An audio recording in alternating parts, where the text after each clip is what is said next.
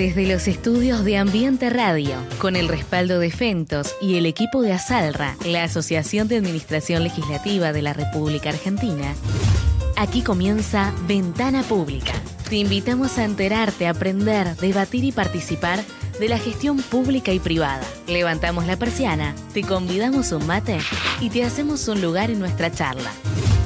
Ya están sus protagonistas en el estudio, Mario Nitti, Roberto Tato Romero y Martín Dols. Con ustedes, ellos, los abridores de ventanas. Sean bienvenidos a nuestra segunda temporada.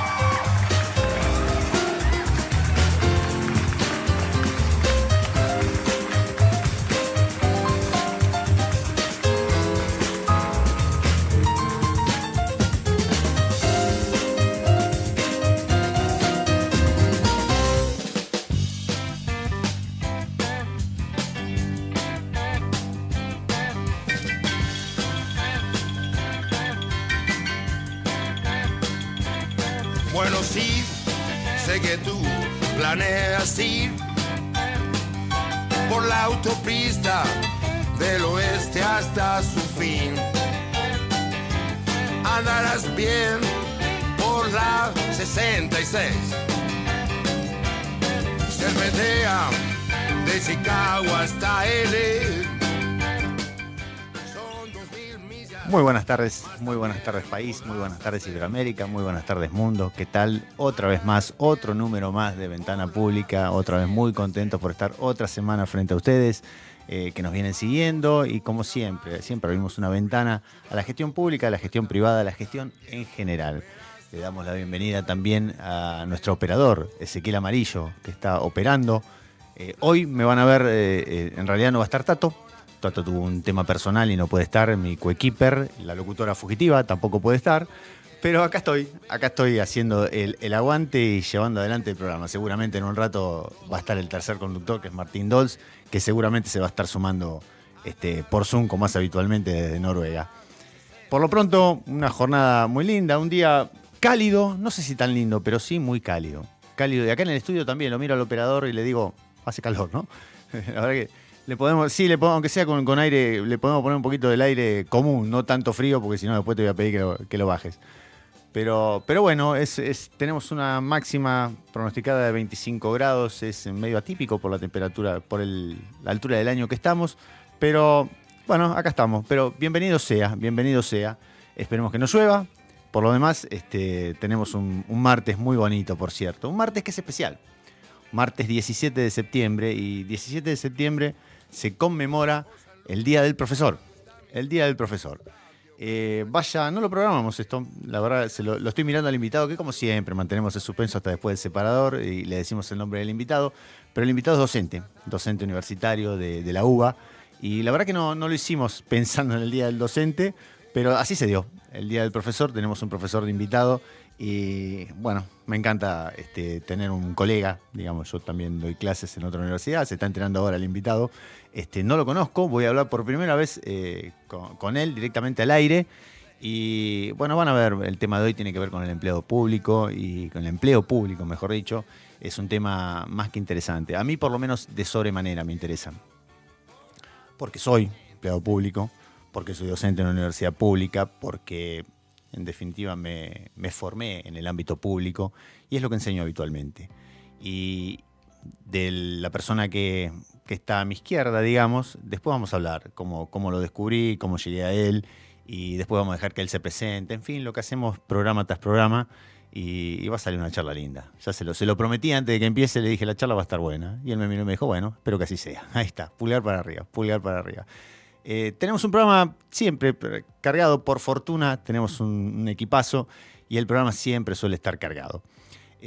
Así que lo vamos a tener al invitado primeramente, después vamos a tener la geopolítica, ¿sí? Hoy vamos a hablar de todo lo que hay en torno al 5G y todas las discrepancias que se generan por esta tecnología del 5G y quién la aplica, cómo se aplica, en fin, hoy va a estar Daniel Camargo, que es uno de los dos que forman el equipo de geopolítica y nos va a estar explicando sobre ese tema del 5G tan interesante, seguramente con la mirada que tiene él, muy particular y poco hegemónica, por cierto. A él lo va a seguir seguramente, vamos a estar con el Café con Finanzas, otra vez Marcelo García dando sus tips que tan importantes son y que nos acomodan las finanzas, cortitos, al pie, práctico, justito, tomalos o jodete, como digo yo habitualmente, porque la verdad que te da más de un tip y son interesantísimos, siempre por cortitos y por efectivos que son. Después lo vamos a tener también, seguramente va a estar Martín Dols con su Brújula Culinaria, vuelve Brújula Culinaria hoy con Martín Dols, que viene del viaje por España. ¿Se acuerdan? Estuvo el martes pasado explicándonos sobre el viaje, hablándonos un poquito. Hoy va a hablar, pero ya hoy va a hablar se va a meter más de lleno con la cocina en sí, con las comidas y con todo lo que él no sabe contar. Y pegado a él, sobre el final del programa, lo vamos a tener a Marcelo de Nicola con su arcón de curiosidades habitualmente. Vieron que trae, o si no trae cine, trae deportes, pero siempre tiene algo de eso. Generalmente oscila ahí entre cine y deportes y siempre tiene datos curiosos que los demás no tienen, sinceramente. Es un estudioso de cada tema y hoy prometió un tema que es el efecto Colapinto. Él después nos va a estar contando de qué se trata este efecto Colapinto. Por lo demás, contar que hoy es el Día del Profesor, como os había dicho, que se conmemora, ¿por qué? Y porque un 17 de septiembre se inauguró el primer colegio, la primera escuela de profesores, allá por el año 1869. La inauguró Domingo Faustino Sarmiento. Sarmiento tuvo la presidencia del 68 a 74, 1868 a 1874. Bueno, en 1869 inauguró esta escuela y en honor a eso se conmemora en Argentina el 17 de septiembre el Día del Profesor. Así como el 11 de septiembre es el Día del Maestro por el nacimiento de Sarmiento, el 17 de septiembre es el Día del Profesor. Y bueno, es una fecha que es especial para la comunidad universitaria. Vaya tema hoy. Justo hoy hablar de la comunidad universitaria. Después seguramente le estaremos preguntando un poco qué opina al invitado. Así que sin más presentaciones, si Ezequiel lo dispone, le ponemos el separador al invitado y vamos con el invitado de hoy. Nos gusta aprender, es nuestra pasión. En cada programa encontramos una excusa para sumergirnos en nuevos temas y charlar con referentes dispuestos a compartir sus conocimientos. Abrimos una nueva ventana entonces y te invitamos a que te asomes y participes de la experiencia con nosotros. Hoy el tema y el invitado son... Hoy el tema y el invitado. El invitado es Gustavo Blutman. Gustavo, bienvenido. Y el tema lo vas a decir vos, Gustavo. Hola, buenas tardes. Muchas gracias por la invitación. Mi nombre es Gustavo Blutman, como ya mencionaron. El tema es hablar sobre el Estado y el empleo público. Son temas que vengo trabajando ya hace un tiempo. Como bien dijiste, soy profesor de la Universidad de Buenos Aires hace mucho, pero mucho tiempo. Hace más de 30 años que doy clase en la universidad. Pasé por todas las instancias y doy clases no solamente en la Universidad de Buenos Aires, sino en varias universidades de acá y de algunos otros países también que me invitan. Así que muchas gracias por la invitación. Por favor, para mí es un gusto. Le cuento a la audiencia, te cuento a vos también. Di con Gustavo, que ya viene trabajando hace mucho, porque después tuve la suerte de rastrearte ahí un poco la carrera, venís hace mucho en estas cuestiones. Gustavo es docente, como dijo, pero escribió una nota para Clarín que me llamó la atención. La nota tenía que ver algo así como que no era el enemigo, el empleado público no era el enemigo, algo así era la nota, ¿no? Un título así, movilizador.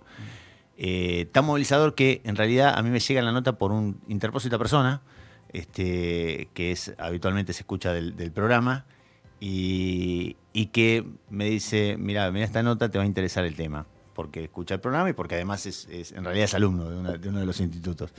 Y la verdad que sí, me interesó cómo lo enfocaste, de qué se trata, y en época donde estamos tan vapuleados, los funcionarios públicos, los empleados públicos en general, bueno, que en un medio masivo alguien escriba para el lado que escribiste vos, no solo me llamó la atención, sino que además me gustó.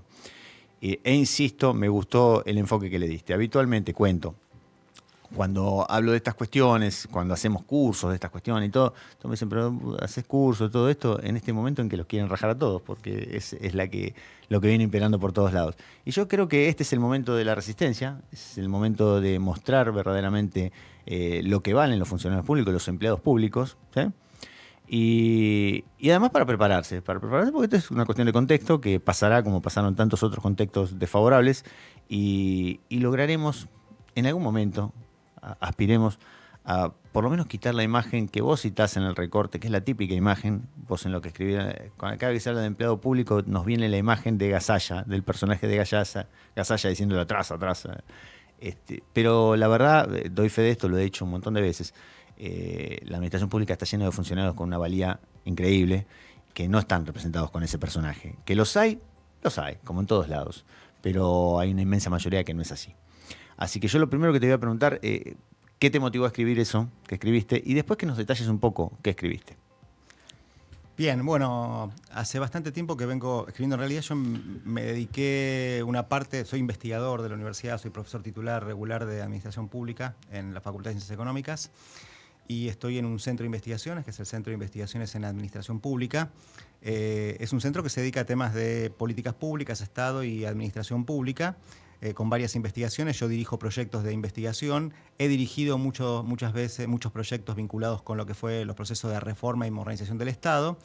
Y hace unos 8 o 10 años empecé a decir, bueno, no vamos a ir del presente para atrás, sino que vamos a ir del presente para adelante. Y empecé a hacer estudios de prospectiva y de análisis de escenario del Estado y la administración pública. Y hasta el año pasado estuve en un equipo que es la unidad de prospectiva y escenarios futuros en el INAP, que es el Instituto Nacional de la Administración Pública, coordinando un equipo de trabajo que analizó 13 sectores, 3 elementos, 3 situaciones del Estado, que son las tecnologías, las estructuras estatales y particularmente el empleo público. Y de hecho he escrito en Clarín sobre el empleo público y uno de los artículos antiguos a los unos años, que se llamaba Los mitos sobre el empleo público. Y ahí va el punto de por qué escribí lo que escribí. Hay un mito del empleo público que está vinculado, que son todos ñoquis, son todos corruptos, son todos vagos. Si tenemos el número de la cantidad de empleados públicos que hay en Argentina, comparativamente incluso con América Latina y el resto del mundo, hay 4 millones de empleados públicos, menos, hay 3.800.000, digo 4 para cerrar el número, pero 3.900.000, uno dice, son muchísimos empleados en una población de 44 millones de personas. En realidad representa el 10% de la población y eso lo representa en la mayoría de los países. Algunos países más, algunos países menos. Si comparamos con Uruguay, obviamente la proporción va a ser mayor en Uruguay por la cantidad de habitantes y va a ser menor en Brasil por la cantidad de habitantes. Bien. Pero ese es el promedio. Pero lo interesante de las cifras es que uno dice hay muchos empleados públicos, hay que echarlos a todos porque son todos vagos, etcétera, etcétera, los mitos que se hablan. Y la realidad es que el 80% del empleo público está en las provincias y en los municipios. Es decir, solamente el 20% está a nivel nacional. Ahí es el primer dato interesantísimo y tiene que ver con que estamos hablando. Cuando estamos hablando de la mejora, voy a echar a los empleados públicos y qué sé yo, estamos hablando de un 20% del total. A nivel nacional. Sí. A nivel nacional. Eso incluye la Policía Federal, la Justicia, incluye por legislativo también, con aproximadamente 15.000 empleados.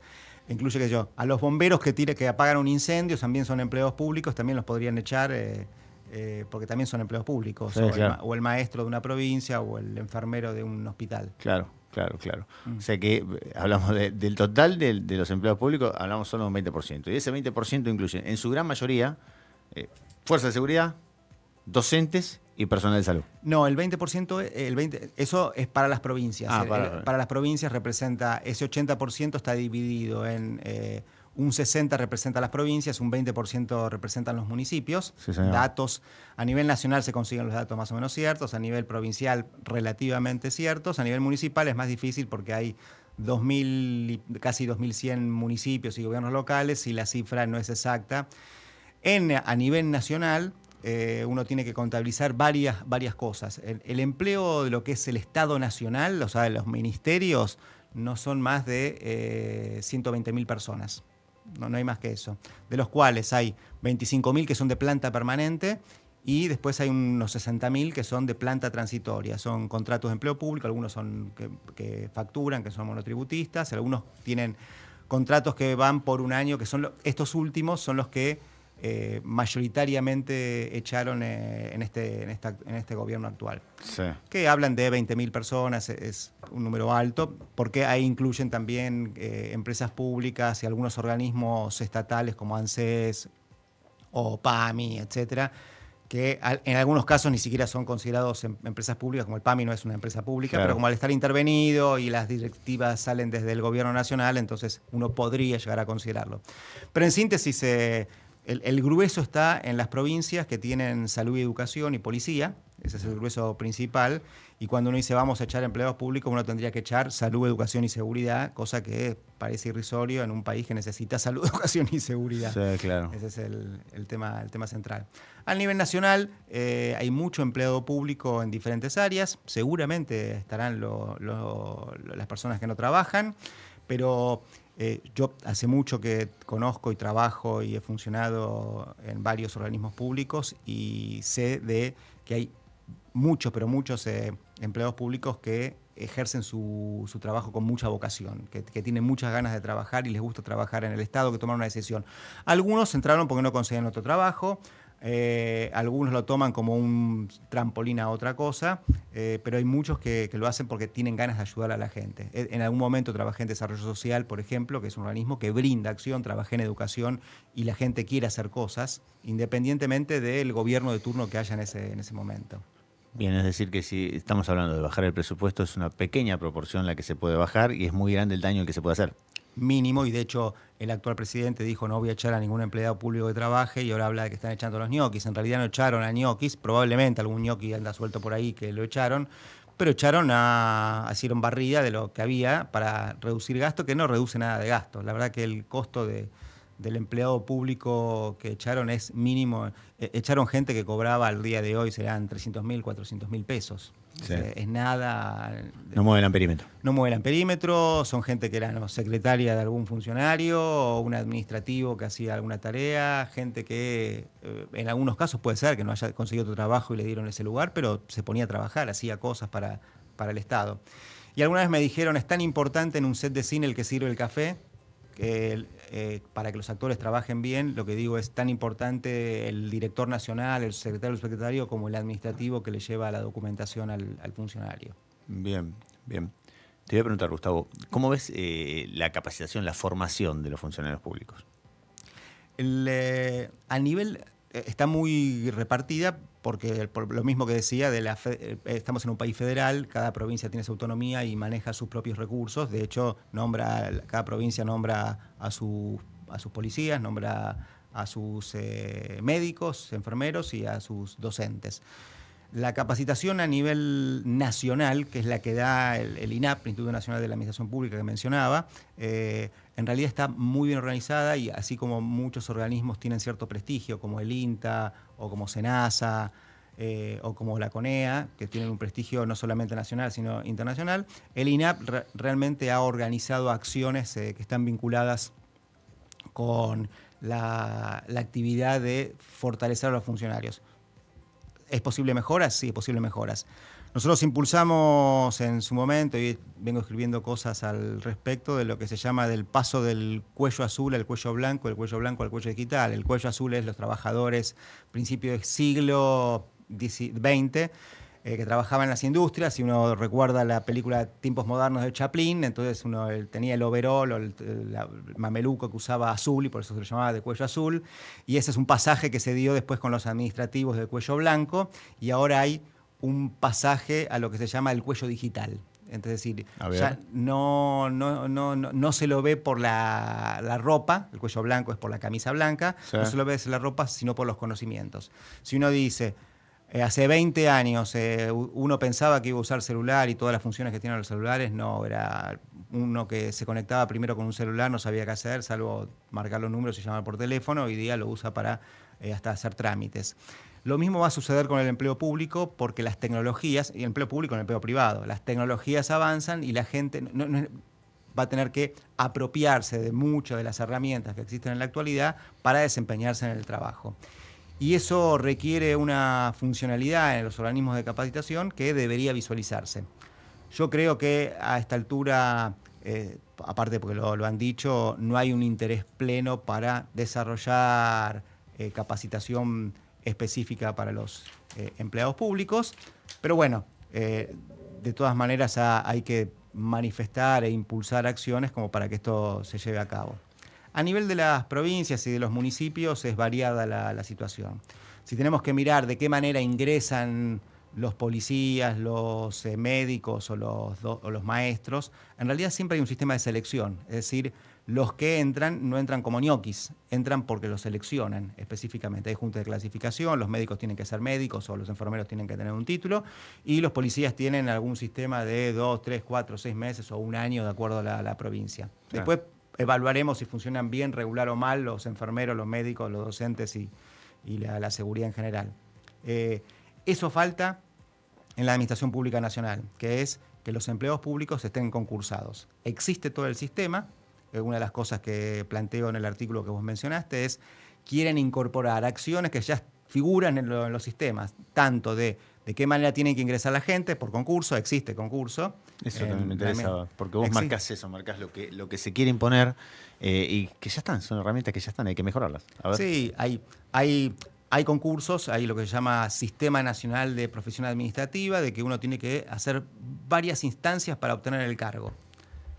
Que hay gente que entra acomodada, que sabe cómo va a ser el concurso, seguramente lo hay, a mí no me consta, pero hay situaciones específicas que llevan a que un concurso pueda ser viable, que uno pueda visualizar, o sea, la trazabilidad del concurso que tiene que ver con que tenga antecedentes, un perfil específico para el cargo que se va a postular, es decir, cualquiera para un cargo en la Dirección Nacional de Vialidad no podría ser, tiene que ser alguna persona que sepa para un cargo profesional o técnico específico.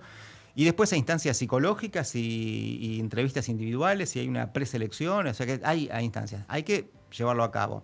Los gobiernos en general, tanto de Cristina como de Mauricio Macri, como el de Alberto Fernández, lo impulsaron todos al final de sus mandatos como para hacer una especie de puesta en escena que se hacían concursos, que me parece bien que los hagan, tendrían que haber sido originales, o sea que en su origen de gobierno empiecen a hacer esos concursos. Además te interrumpo, discúlpame, los hicieron sobre el final del mandato, lo cual ocasionaba que si los daban o no, todavía después les daban la permanencia, en muchos casos era para acceder a la permanencia, le daban la permanencia pero no tenían un año de antigüedad y fueron los primeros que echaron. Exactamente, hay muchos de los que hicieron concursos, como no tenían año, lo mismo pasó en la época de Macri, lo mismo pasó cuando asumió Alberto Fernández, algunos también se dejaron de lado y igual fue mínimo, no fue lo sustantivo. No, pero a veces parece hecho a propósito. Es difícil evitar pensar que no es a propósito. Porque de una gestión de 4 años, ponerte a hacer los concursos en los últimos 6 meses, y no es que te estoy pegando a una gestión. Como vos bien decís, fueron más de una gestión las que hicieron, fueron por lo mismo, ¿no? Los últimos 6, 8 meses del año se ponen a hacer los concursos y bueno, la gestión que viene atrás lo que hace es echar a esa gente porque las exhibe. La gente va a dar los concursos, aprueba, consigue la vacante, pero todavía no tiene un año de antigüedad, se lo explicamos a la gente, después del año de antigüedad consigue la permanencia. No consigue la permanencia, es lo más fácil de echar y además lo primero que hacen es echarlo para empezar a hablar de vuelta, digamos, ¿no? Exacto, es una estrategia que utilizan los gobiernos en general como para garantizar a veces a perfiles propios que quieren dejar en el Estado. No me parece bien, lo hacen, es válido, qué sé yo, está permitido. Y después el otro tema es las sanciones que quiso poner el decreto que estableció el ministro de la Transformación, Sturzenegger, que es sancionar a los empleados que no van a trabajar o que no cumplen la función, etcétera. Ya existe eso. O sea, le aplicaron alguna posibilidad más, pero ya existe. El tema es que es difícil aplicar. Entonces, y acá hay mucha presión a veces de la propia gente, a veces de los gremios y a veces de las propias autoridades que no impulsan ese tipo de acciones cuando hay gente que no funciona.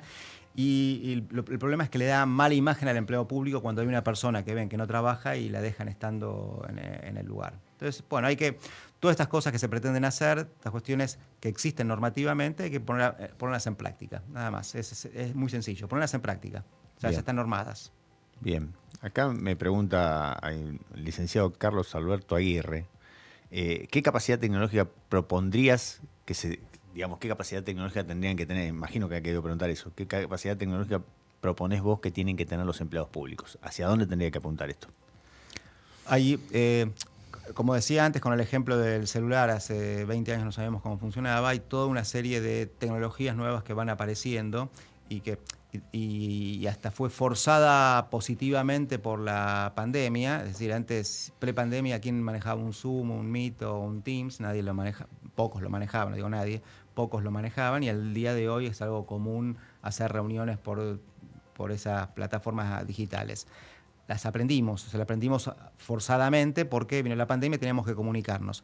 Hay muchas tecnologías de la actualidad que están vinculadas con mecanismos de transparencia, blockchain, metaverso, IA, que ya se van incorporando incluso hasta el léxico nuestro, hasta en el lenguaje nuestro, en el discurso nuestro, ya hablamos de terminologías que antes no las teníamos en nuestra mente. Hablamos de inteligencia artificial. Ahora, antes era cualquier cosa y la pandemia, ahora es cualquier cosa y la inteligencia artificial. Sí, es cierto. Bueno, son términos que la inteligencia artificial es una cosa gigante, enorme, abundante en información. Los empleados en general y particularmente los empleados públicos que tienen una base de datos impresionante, o sea, no hay base de datos más importante que la que tiene el Estado Nacional, digo, para tanto los empleados públicos como para la sociedad en general. Esas bases de datos tienen que manejarse. Entonces, lo que se llama el famoso Big Data. El Big Data más importante en los países es el que mantienen los estados nacionales, incluso más que Google, Amazon. Ellos lo hacen a escala internacional. Sí, claro. Pero al interior de un país son los que manejan mayor cantidad de información. Bueno, las tecnologías tienen que ver con estas nuevas herramientas que aparecen, que no es de exclusividad del informático, el programador, el agente de sistemas, sino que a medida que uno va teniendo conocimiento, probablemente en mi caso yo ya estoy como perimido en muchas de las actividades, pero la gente joven que arranca van a ser portavoces de todas esas tecnologías y van a apropiarse de todas esas tecnologías, van a ser una cuestión habitual programar sus propios sistemitas como para poder trabajar en el futuro. Bien, ahora que vos lo nombraste, te voy a dejar ahí flotando el tema de la inteligencia artificial para que vos me digas qué pensás, cuál va a ser el efecto en todo esto de la inteligencia artificial y de este miedo de me quedo sin trabajo, voy a trabajar más, me quedo sin trabajo. Pero le voy a dar paso al coequiper del día de hoy, mi amigo Martín Dolz. Martín, ¿me estás escuchando? A ver, me dicen que estás muteado, ¿eh? A ver. ¿Ahora? Ahora sí, fuerte y claro. Ahí ¿Cómo te va, Martín? ¿Qué tal? Buenas tardes, Mario, Gustavo. Un placer estar acá con ustedes. Bueno, igualmente, Martín, igualmente. Le cuento acá a Gustavo Martín, es nuestro chef estrella, pero además él en este momento está en Noruega. Martín vive en Noruega. Y aparte conduce este programa. Después tiene su propia parte del programa que hablamos de brújula culinaria, pero mientras tanto también se suma a todos los debates. Así que Martín, sos bienvenido si querés preguntarle algo a Gustavo. Está acá para contestarnos lo que le querramos preguntar. Gustavo. Perfecto. Bien. Gustavo, te preguntaba esto, ¿cómo visualizás la inteligencia artificial y el efecto que puede causar en los empleados públicos? Vamos a empezar por ahí.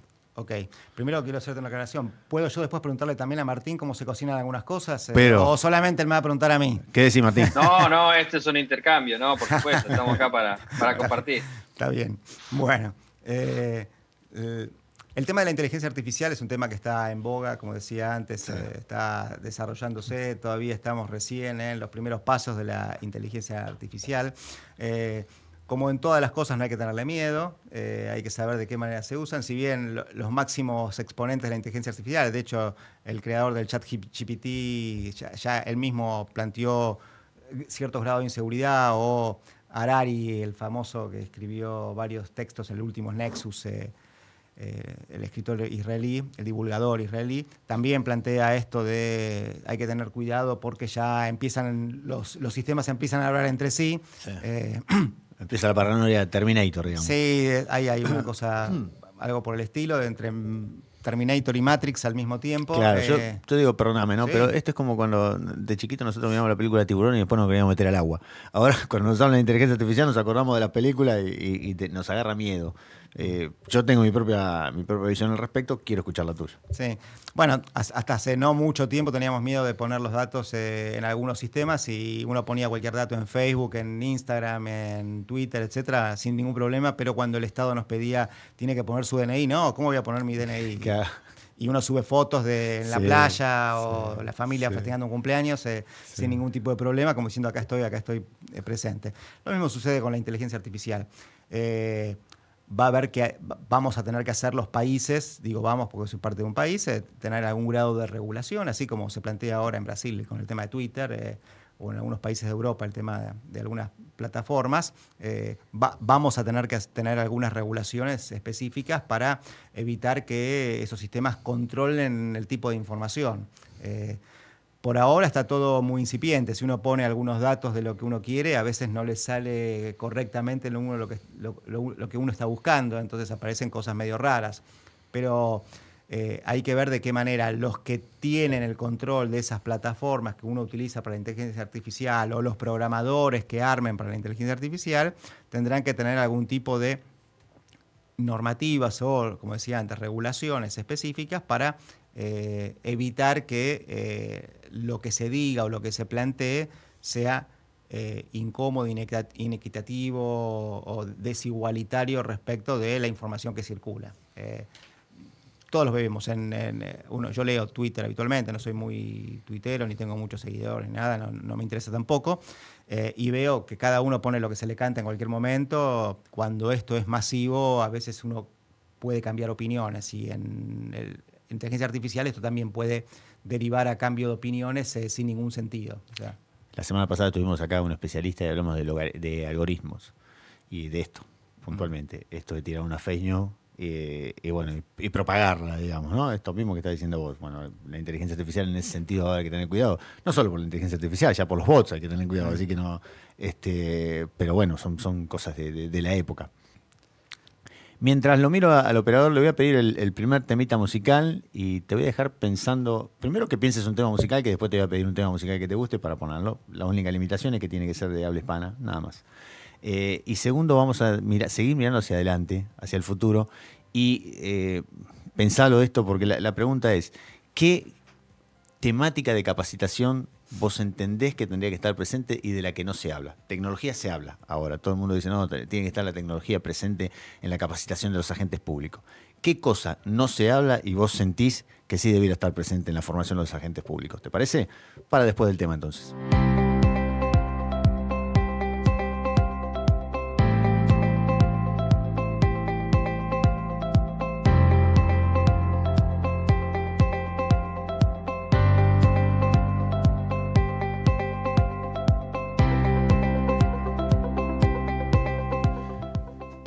Seguimos y había quedado ahí una pregunta pendiente para Gustavo. Le había dicho qué cosas él sentía que faltaban en la formación de los funcionarios y que él sentía que eran cosas que no se hablaban.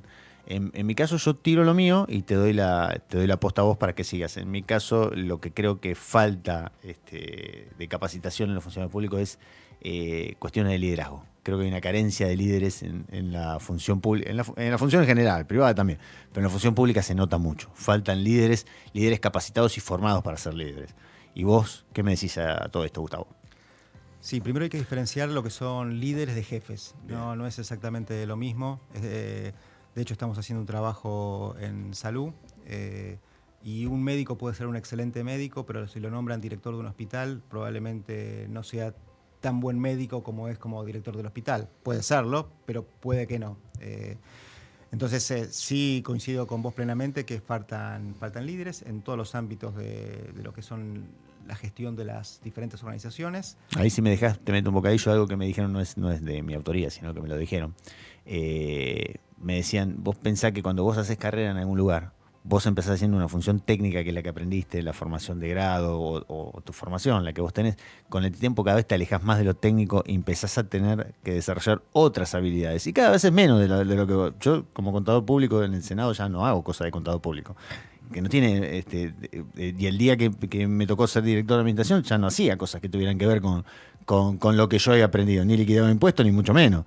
Pero te tenés que nutrirte de otras herramientas que no siempre te las da el hacer y nada más. Hay que entrarle también a la capacitación.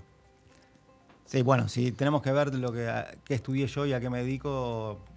A ver. Nada que ver. Yo empecé estudiando ciencia política, después sociología, después hice una maestría en administración pública, ahí empecé a seguir el ritmo y después hice el doctorado y el postdoctorado en ciencias económicas.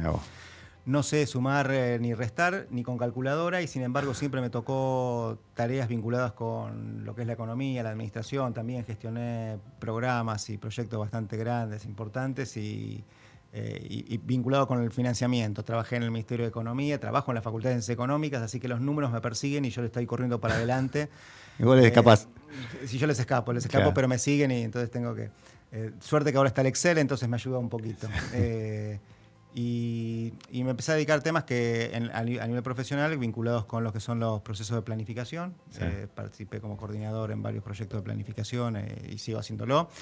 Y vos me preguntabas antes sobre qué tenemos que capacitar a la gente. De hecho, yo estuve capacitando sobre temas de planificación y prospectiva, que me parece que uno tiene que saber en qué lugar está en el presente y de qué manera llegar al futuro.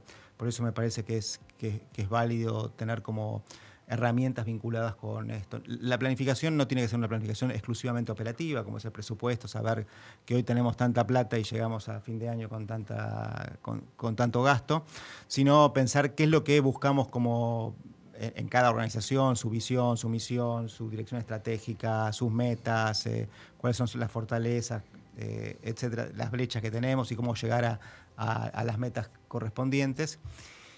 Y el segundo tema que yo incluiría dentro de la pregunta que vos me hacés de qué hay que capacitar es que en esto, y está vinculado con lo que me decías de inteligencia artificial o la pregunta que hizo la persona que escuchaba relacionada con qué pasa con las tecnologías, es la cultura organizacional. La cultura organizacional del siglo XX es distinta a la cultura organizacional del actual siglo y hay que hacer una transformación, hay que cambiar.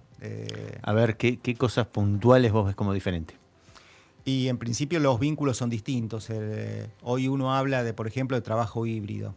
Es decir, las relaciones sociales que se van gestando en las organizaciones son diferentes a lo que había antes. Mucho trabajo que antes se hacía exclusivamente en educación, que es algo que me consultaste también, que se hacía en las aulas, ahora se hace en las aulas y extra a las aulas. Muchas de las actividades se desarrollan a través de las plataformas que nos presentan cada organización. Si tenemos que hacer un trámite, de sacar el pasaporte o hacer la visa a un país o algo vinculado con el registro civil, ya tenemos que cargar un dato que antes llenábamos un papel y lo entregábamos en una fila larga para... Las cuestiones que hacemos con el banco son distintas a las que hacemos ahora de las que hacían hace 20 años. Bueno, si nos metemos en la administración pública, ahora uno para entregar una nota en un organismo público tiene que llenar algo que se llama TAD, trámites a distancia, o utilizar los que trabajan en la administración pública, GDE, Gestión de Documentación Electrónica, que antes no se usaba. Entonces yo soy un señor que quiere presentar un papel en algún lado, ya no lo presento en una mesa de entradas de una oficina, donde está la empleada de Gasalla, claro. Ya hay algo que yo no conozco y lo tenemos que hacer.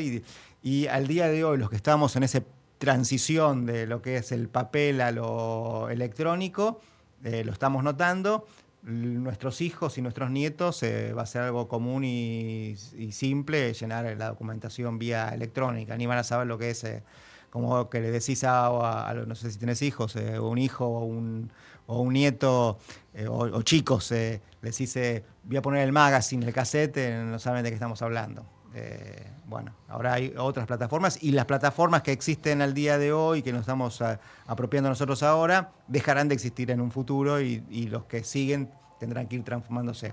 La cultura organizacional tiene que cambiar, cambia porque cambian estas tecnologías y cambiamos nosotros y cambia la sociedad y tenemos que aceptar ese tipo de cambios y ver, y en relación con esto de la inteligencia artificial, de qué manera tomamos eso como algo propio para nosotros, que nos sirva a nosotros como para despegar, es como de qué manera lo usamos como trampolín. Yo, que no conocía hace 2 o 3 años las plataformas de inteligencia artificial, yo las uso, las trabajo, busco, consulto, averiguo, me sirven, son muy útiles. Claro. Probablemente hay que tener cuidado, como decía antes, pero hay que ver de qué manera las podemos utilizar. Bien. No sé, Martín, si vos querés preguntar algo o estamos bien. Estamos bien. Escucho con atención y pienso mientras entro una pregunta. Se me ocurre, le digo enseguida. Bueno, bien. Yo tengo una pregunta y es ir llevándolo para el lado de la educación. Empezamos con el tema de la educación en los formadores, los funcionarios públicos y agentes públicos. Ahora te llevo a la educación en general. Recién un poco en el corte hablábamos, fuera de aire, de algo que nos gusta a los dos, digamos, ¿no? El tema de la educación nos gusta a los dos. Aprovecho para felicitarte por el Día del Profesor. Igualmente, gracias. Y bueno, y este tema de la educación, salgámonos de la función pública, la educación en general. ¿Qué notas vos que le falte a la educación hoy por hoy? En algún momento te hice, en el momento de la conversación te conté de un video que metafóricamente muestra cómo todo el mundo fue cambiando y fue modernizándose. Los autos no son los mismos, no sé, el avión no es lo mismo. Y sin embargo la educación pareciera que la foto es siempre la de unos chicos sentados en un pupitre y él y la maestra o el maestro dando la clase adelante. Eso es metafórico. Pero resulta que en los contenidos también es muy poco lo que va cambiando. A mí me apasiona ese tema y me tiene muy ocupado siempre pensando qué es lo que habría que cambiar. Hay que cambiar un montón de cosas. ¿Por dónde empezarías? ¿Qué cambiarías? No, hay como diferentes estadios de transformaciones. Cómo se educaba hace 20, 30 años para atrás es de una manera, y cómo se tiene que educar o se debería educar también tiene que tener un cambio. La verdad que no soy un especialista en pedagogía o en didáctica, pero cuando charlo con gente que se dedica a estos temas, a veces la utilización de cierto herramental o ciertas tecnologías pueden ayudar como para que uno pueda hacerlos entrar a los chicos en el mundo que está viniendo. La cuestión de si tiene que hacerlos trabajar o no, eso desconozco cuando uno lo piensa en el aire y dice, qué útil que es para que la gente pueda saber de qué manera es un trabajo, así cuando sale se incorpora, pero también uno dice, los chicos que van a trabajar esos lugares son mano de obra barata para esa organización, entonces me pongo, no sé cómo va a funcionar la balanza en mi cabeza para ese tipo de situaciones, me parecen como válidas las dos nociones. Creo que hay cuestiones de transformaciones tecnológicas. Las tecnologías no son solamente las computadoras o los celulares. La tecnología es un formulario, es una tecnología. Es decir, prender el fuego con un encendedor es una tecnología. Cambiar es un insumo generar un producto. Es las tecnologías. Cómo cambia eso a partir de nuevos insumos, nuevos productos. Y cuando hablo de tecnologías, no hablo de tecnologías solamente informáticas, sino de tecnologías de aprendizaje vinculados con estrategias puntuales de los docentes en el aula. Y ahí hay que hacer un cambio en lo que son los sistemas de formación docente. Que los docentes que enseñan en las aulas, porque de última son los que van a enseñar a los alumnos, son los que tienen que empezar ese proceso de transformación. O sea, los profesores de profesores son los que tendrían que, creo yo, mi modesta opinión, de cambiar como para poder transmitirles a esos profesores que después van a ser maestros ese tipo de cambios. Bien. Se nos pasó el tiempo, se nos voló, Gustavo, se nos voló. Parece increíble, pero ya llevamos 50 minutos de programa. Me quedan un montón de cosas. Me hubiera gustado poder entrar más en los contenidos. Por decirte un ejemplo, siento que, por ejemplo, hay un tema de la formación financiera en los chicos no se les enseña. Y creo que llegan a grandes sin saber administrarse. Y digo, eso debiera ya tener un lugar. Hoy por hoy cualquiera se mete en una plataforma y opera y compra un bono y qué sé yo. Y en vez de darle lugar a estos supuestos gurúes que les traen de 20 y pico de años, hablábamos el programa pasado de esto, directamente que la propia escuela sea la que los forme en eso y que les enseñe por lo menos a lo que es el ahorro, lo que es administrarse con su propio dinero. Me parece que eso falta. Pero más allá de eso, para ir cerrando la nota, lo cual te agradezco que hayas venido. Si yo tenía una varita mágica y te diera el poder de poder transformar algo en la administración pública, ¿qué transformarías? Y parte de lo que vos señalaste de los liderazgos, dos cosas, líderes y planificar. O sea, no hay planificación en la administración pública. Entonces eso transformaría sistemas de planificación. Buenísimo, buenísimo. Es una improvisación continua, ¿no? Sí, no hay planes, Pero eso tiene que ver también con el Estado se está llevando de esa manera de año tras año, ¿no? No tenemos una planificación a largo plazo. De hecho, vamos a presentar en el Congreso de Económica que se va a hacer una mesa con algunos planificadores y el título que le puse es El Estado planifica, entre paréntesis, a veces. Ah, muy bien, muy bien. ¿Por qué no? Te comprometo a que me mandes el trabajo. ¿Qué te parece? Sí. ¿Vas a estar en Córdoba, me dijiste? Voy a Córdoba al Congreso de Administración Pública de la Asociación de Empleados Públicos. Sí, bueno, nos vamos a encontrar ahí. Yo también voy a estar en Córdoba, así que ahí vamos a seguir charlando sobre estas cuestiones. Por supuesto. La verdad que un gusto tenerte acá, a la gente y a Martín. Le digo, si no, lo dejamos ir. ¿Qué te parece, Martín? Muy bueno. Y como último, como un breve comentario, y ahora que lo escuché a ustedes hablando de lo último que dijeron, da la sensación a nosotros, los civiles, que siempre la parte administrativa del Estado está improvisándose constantemente, no es algo, diste justo en el clavo con la palabra para describirlo. Eso es algo que de alguna manera se deja hacer de esta manera, o es tan difícil cambiar esto y tratar de llevarlo a un modo más organizado que pareciera ser imposible de cierta forma. ¿Respondo Sí, yo? sí, vos. Después te toca responderme algo sobre cocina. Dale. No, como señalaba antes, vos te imaginás hace 20 años atrás que ibas a estar teniendo esta charla desde Noruega por una pantalla o por la radio, y podés hacerlo ahora. Hace 20 años seguro, te anticipo tu respuesta, la respuesta es no, sin que me digas nada. Yo te digo sí, hay posibilidad de cambio. Si uno no piensa que hay posibilidad de cambio, entonces uno se queda esperando que el destino lo lleve a cada uno. Creo que hay posibilidad de cambio. Hay voluntad de cambio. En nuestros estudios de cultura organizacional, por ejemplo, medimos cómo piensan que están ahora y cómo les gustaría estar, y lo que se marca es lo que se denomina índice de frustración, que parece mala la palabra, pero es muy buena. ¿Por qué? Porque dice, estamos mal, pero queremos ir a un lugar mejor. Entonces se mide ese tipo de cosas. Es más complejo hablarlo, pero lo dejo así como... Claro. Para que lean en mis artículos. Muy bien. Me hago publicidad. Muy bien, me parece muy bien. Blutman con B larga. Para eso estamos, muy bien. Muy bien. Así que... Bueno, te comento así, el licenciado Carlos Aguirre nos dice acá en la plataforma, ¿no? Dice, nos planteamos a corto plazo y a veces a mediano. Y después, respecto de lo que vos hablabas de este tema de una nueva forma de vincularse y la cultura organizacional, dice que los vínculos se volvieron más líquidos, diría Bauman. Así que es un buen aporte. Gracias, Carlos, por el aporte. Por lo demás, bueno, te saludamos. No me dijiste el tema. ¿Lo pensaste? ¿Un tema musical? Ah, sí. ¿Qué hago en Manila de Virus? ¿Qué hago en Manila de Virus? ¿Lo tendremos, Ezequiel? Ahí Ezequiel lo va buscando. Sí. Bueno, mientras tanto te vamos despidiendo diciendo que es un gusto. Nos veremos seguramente en 2 semanas en Córdoba. Y después te comprometo a que vengas a nuestro... Sí, una semana. Y que vengas a nuestro congreso, que lo vamos a hacer los días del 23 al 25 de octubre. Seguramente en alguno de los paneles vas a participar, si es que querés, si es de tu agrado. Dale, Te estoy invitando formalmente. ¿Está? Aceptar la invitación. Bueno, gracias. ¿Tenés el tema? Buenísimo, entonces. Te despedimos. Muchas gracias por haber estado. Un gusto. Gracias. Decime la verdad, si te digo que vamos a hablar de geopolítica, ¿no te suena algo para especialistas y a kilómetros de distancia de tu realidad cotidiana? A nosotros nos pasaba lo mismo, hasta que los escuchamos a ellos, Facundo Musiacha y Daniel Camargo, ambos integrantes del CEI, el Centro de Estudios para el Desarrollo Integral. Ellos nos cuentan lo que ocurre en el mundo y cómo nos afecta en nuestro día a día. Pero tranqui, no vamos a hablarte del efecto mariposa.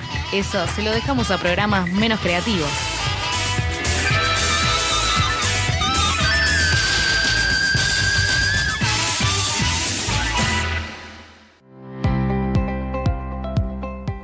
Continuamos, pero antes de seguir con nuestro especialista en geopolítica, Daniel Camargo, que es asiduo visitante del programa, no es visitante, es parte del programa, Daniel, así como lo es Facundo. Hoy Facundo no va a poder estar con nosotros. Bueno, primero le damos la bienvenida a Daniel. ¿Cómo te va, Daniel? ¿Cómo estás, Mario? Es un gusto estar de vuelta por acá. Para mí es un gusto. Hola, Daniel. Hola, ¿cómo estás? Buenas tardes. Ahí estamos. Nos olvidamos de dar los medios de comunicación, Martín, así que yo los voy a dar ahora y después seguimos con Daniel. ¿Qué te parece, Martín? Dale, perfecto. Vamos. Tenemos un WhatsApp primero. Para la gente que quiera comunicarse a través de WhatsApp, el WhatsApp es el 11 25 95 69 16. WhatsApp 11 25 95 69 16. Si no, a través, los que nos ven por Twitch, saben que pueden chatear con nosotros a través de Twitch, a través de la plataforma. Si no, nos pueden dejar comentarios en nuestro mail. Nuestro mail es ventanapublica@asalra.org. De vuelta, ventanapublica@asalra.org. El programa lo ven ahora por Twitch, lo escuchan por FM 88.9. Si quieren, si no, van a www.ambienteradio.com.ar, lo ubican ahí y lo escuchan también en vivo y en directo. Si no lo quieren ver por Twitch en vivo y en directo, lo escuchan en vivo y en directo.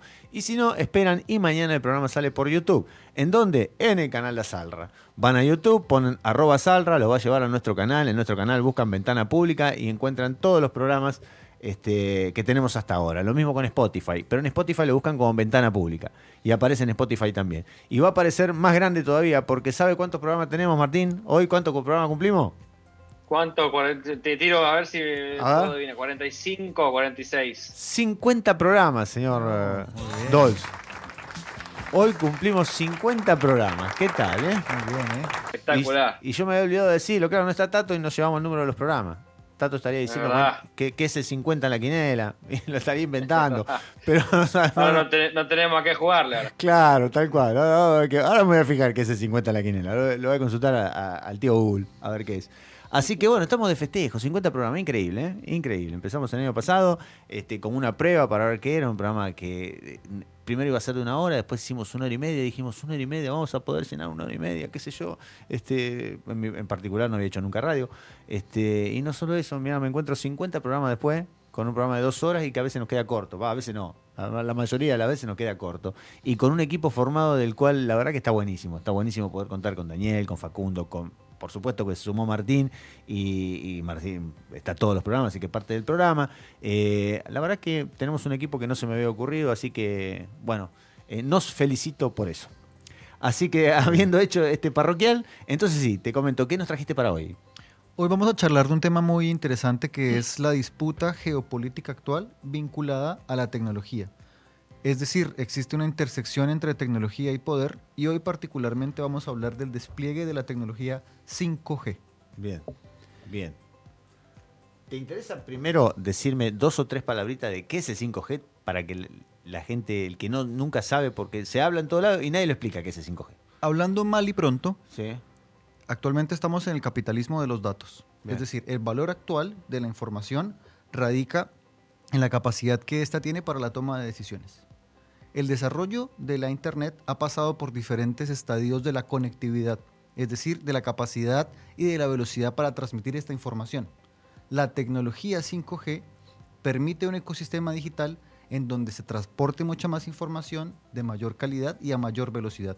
Estamos hablando de una mayor capacidad de velocidad y de frecuencia en los dispositivos digitales. Bien, bien. Hablando así como muy resumidamente. Bien, ahora sí, entonces entremos en detalle porque se me hace que de ahí me vas a contestar a la pregunta de cuándo lo vamos a tener disponible verdaderamente en nuestros celulares. Bueno, es interesante poner esto en contexto y el gobierno de Donald Trump desarrolló una arremetida contra el desarrollo de una plataforma tecnológica muy importante actualmente que es Huawei Technologies. Esto implicó un despliegue de baterías, restricciones, barreras arancelarias que implicaban que ya no se podía desarrollar este tipo de tecnología en el territorio norteamericano.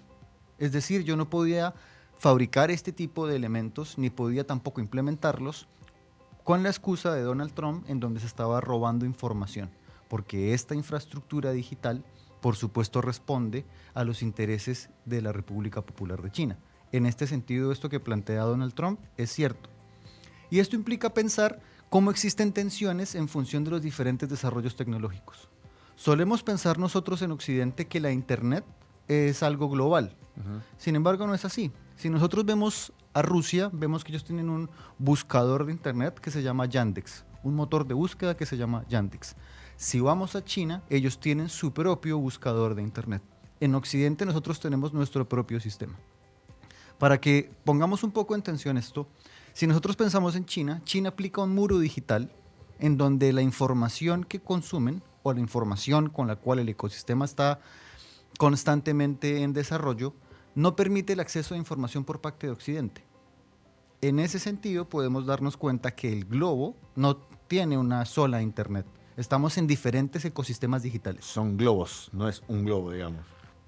Son diferentes escenarios en donde cada uno de los ecosistemas digitales tiene en sí misma una infraestructura y tiene en sí mismo un comportamiento.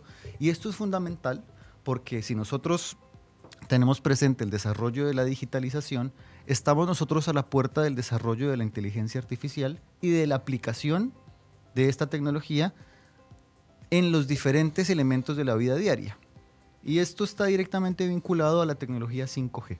A ver. La tecnología 5G posibilita que ya no solamente millones de personas estén conectadas, sino que millones de dispositivos estén conectados y a su vez interconectados entre sí mismos.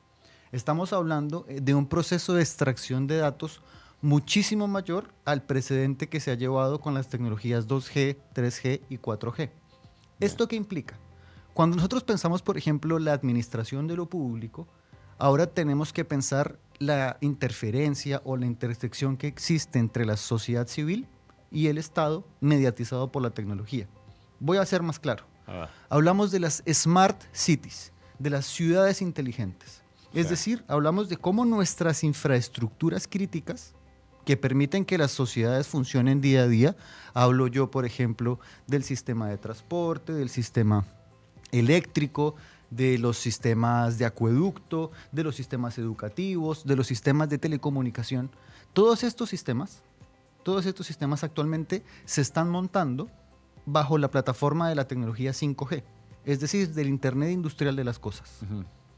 Y esto es muy particular, porque hay un despliegue en América Latina que está en disputa, porque la tecnología Huawei Technologies es la plataforma que más ha desarrollado este despliegue, que más lo ha posibilitado abaratar en su instalación, y en donde China no solamente tiene la capacidad de esta instalación, sino que a su vez procura tener una red digital a nivel global. Por eso en América Latina hablamos de una disputa, porque Estados Unidos, a través de Donald Trump, y esta dinámica la continuó el Partido Demócrata actual con Joe Biden, implementa una guerra tecnológica contra las posibilidades que tiene China en cuanto a la investigación y desarrollo. Y esto es fundamental, porque el país que más invierte en I+D es China. Uh-huh. Hay ahí, digamos que varios elementos que me resultan a mí muy interesantes pensar en materia global. Y es que el único lugar del planeta Tierra, esa es una tesis que yo sostengo, que se está pensando, esta disputa digital es la Unión Europea. La Unión Europea ha desarrollado últimamente una ley de protección de datos personales, una regulación en cuanto a la extracción de minerales críticos y una regulación de la inteligencia artificial pensando el futuro de lo que va a pasar en materia tecnológica y la disputa a nivel global. ¿Vos decís que están un paso adelante que el resto? No. O por lo menos lo que me atrevo a decir es que sí, en la disputa, en donde ellos ya no son la innovación, pero tampoco quieren ser en la retaguardia. Bien. Es decir, yo me imagino que lo que se piensa es, ok, si no estoy en el avance de la tecnología, no quiero ser aquel que pague los precios. Y esto se vio referenciado, por ejemplo, cuando Donald Trump le dice a la Unión Europea, bueno, nosotros no podemos permitir que en Occidente se siga utilizando las plataformas Huawei. ¿Qué dice la Unión Europea? No, lo siento, nosotros tenemos, si bien es cierto, una asociación estratégica, necesitamos nosotros avanzar en la conectividad, de modo tal que Huawei va a seguir continuando funcionando en la Unión Europea. Sí. Podemos ver entonces que el mayor socio comercial de Huawei es Europa. Uh-huh. En ese sentido, en donde estamos en América Latina. Colombia, Perú, México, Brasil y Argentina han sido los países que han hecho intentos de despliegue de esta tecnología, como también han hecho laboratorios para el funcionamiento de estas determinadas herramientas de conectividad. Sin embargo, no hay una coherencia regional. Brasil, por supuesto, haciendo parte del BRICS en el gobierno de Lula, logró implementar una tecnología 5G para la conectividad. Y en el caso de Argentina eso no fue posible. Sigue habiendo una retaguardia, estamos todavía a la retaguardia en la conectividad y aún no está claro hacia qué dirección vamos. ¿Pero esto es producto de qué? De la tensión geopolítica, del símbolo político actual en el gobierno. Ajá. Esto responde a, vuelvo y digo, esto es una tesis que Facundo propone que me resulta muy, muy interesante para poder pensarlo. China ofrece una asociación estratégica. Los Estados Unidos está en la coyuntura en la que no quiere perder su patio trasero. Sí, señor. En ese sentido, la decisión de símbolo político implica también pensar la instalación de una infraestructura crítica que es fundamental porque son los datos. Es decir, si China logra establecer, supongamos, en Argentina una predominancia de la tecnología 5G, los datos de la extracción de datos de esas infraestructuras van a parar a motores de búsqueda y a data centers chinos. Porque en América Latina, o por lo menos en la Argentina, no tenemos todavía un marco regulatorio como el de la Unión Europea que imposibilita que esto suceda. Y ahí tenemos un reto enorme en el futuro. Bien, eso iba, ahí te freno. ¿Es nada más que el marco regulatorio lo que necesitamos? ¿O hay una cuestión de, acá donde empieza a calar minerales, toda la cuestión como para tener nosotros nuestro propio banco de datos? Bueno, por ejemplo, acá existe el ARSAT. Sí, está. Por eso te lo pregunto. Por ejemplo, Uruguay logró hacer una mixtura público-privada para desarrollar una tecnología 5G que tenga esta mixtura entre lo público y lo privado. Nosotros, lastimosamente, en América Latina no tenemos ni el desarrollo económico, ni la inversión en I+D, ni tampoco tenemos la capacidad de desarrollar estas infraestructuras. De hecho, Estados Unidos tampoco lo puede hacer. ¿Por qué hay una guerra tecnológica? Es la pregunta. Porque en la balanza comercial entre Estados Unidos y China, Estados Unidos estaba deficitario. Estaba importando más tecnología que China que lo que estaba exportando hacia China. Sí. Y es en ese contexto donde Donald Trump dice, no, lo siento, nosotros tenemos que hacer unas restricciones para impedir que esto suceda. Y hay un debate muy interesante que tiene que ver con estos dispositivos y, por ejemplo, la plataforma de red social TikTok. Te pregunto yo a vos, Mario, ¿por qué crees que quieren sacar a TikTok de los Estados Unidos? Porque es chino. No se me ocurre otra cuestión fundamental, porque es una forma de tener datos desde China, información. Exactamente. Porque cuando yo extraigo datos, esos datos van a parar en mi marco regulatorio. Y ya sabemos, por ejemplo, con lo que sucedió en Cambridge Analytica, el poder que estos datos pueden llegar a tener en el ejercicio electoral, por ejemplo. En ese sentido, por eso Estados Unidos propone dos cosas. O una vez, o vendes la empresa o te vas de acá. Bien. La semana pasada, hace 2 semanas, tuvimos un evento muy particular entre Lula y Elon Musk. Y el amigo Musk. ¿Qué es lo interesante de esto? Que nos permite pensar que en América Latina no tenemos un marco regulatorio. Es decir, que en Brasil ya no opere esa plataforma, deja un precedente político en cuanto a la tecnología y el poder, pero no un precedente jurídico. No se está creando legislación a partir de esto. No se está obligando a las tecnologías en América Latina a que obedezcan a marcos regulatorios sólidos. Sí. O sea, básicamente es, bueno, te vas de acá y ya está. No estamos obligando a que la empresa se quede y cumpla con la legislación, en cualquier caso un código penal o comercial que determine que, bueno, tienes que funcionar acá, pero tienes que funcionar bajo la normativa de este país democrático y qué sé yo. Porque lo que decía Lula, el argumento es, bueno, pero es que se ha demostrado que esta plataforma no sirve para la democracia brasilera. Pero volviendo un poco al despliegue de la tecnología 5G. Esto está vinculado a una nueva etapa de la conectividad en donde los dispositivos digitales van a empezar a dar información. Información en tiempo real de cómo nos comportamos nosotros los seres humanos. Y las administraciones públicas se están subiendo a este avance. Es decir, podemos ver en muchos gobiernos locales, en alcaldías, cómo se está implementando la modernización y la digitalización de las administraciones públicas para la gestión de las mismas. Sí. Y esto es un reto enorme, porque en América Latina, primero, no tenemos estas infraestructuras, dependemos o estamos en la lucha entre empresas, entre empresas europeas, porque ¿cuáles son? ¿No? Cuando hablamos de las tecnologías de 5G, hablamos de empresas fundamentales.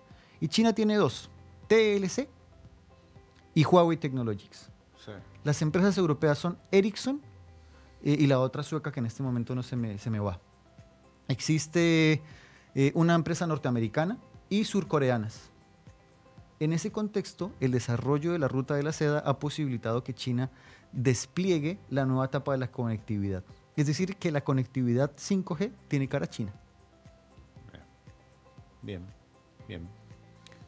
Contame, bueno, ¿y cómo debemos posicionarnos nosotros ante todo esto? ¿Qué debemos modificar nosotros para no perder el tren y tomar la decisión?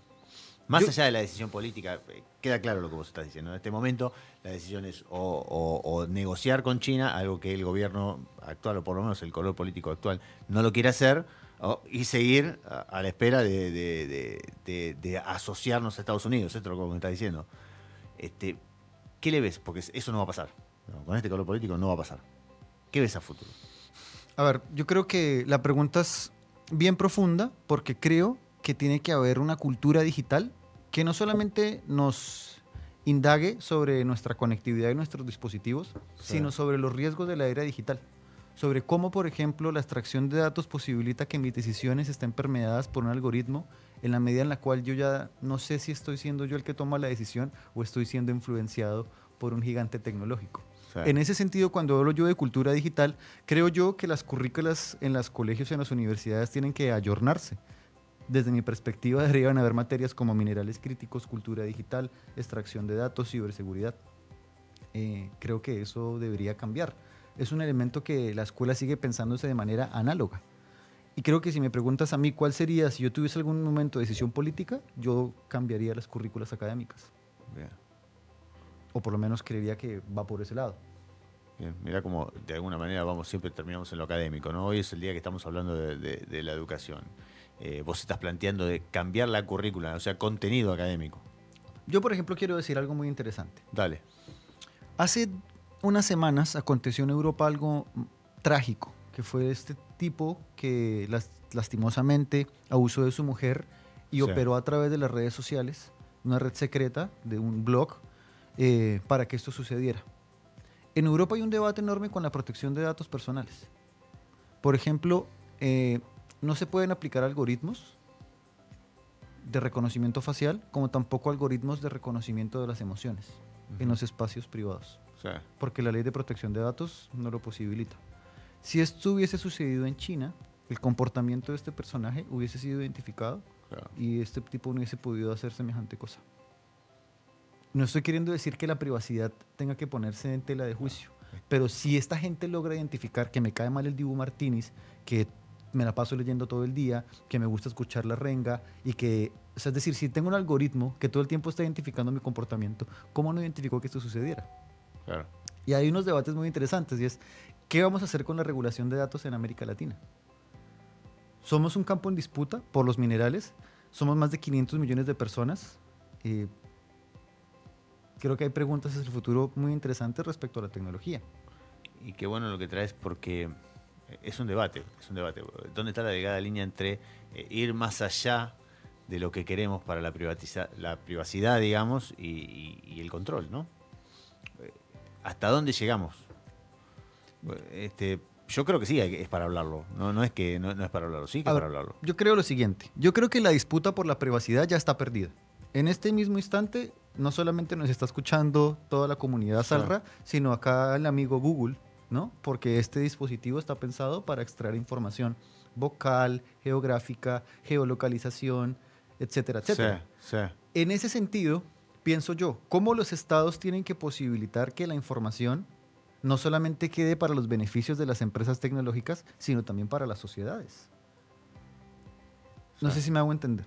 No, de vuelta.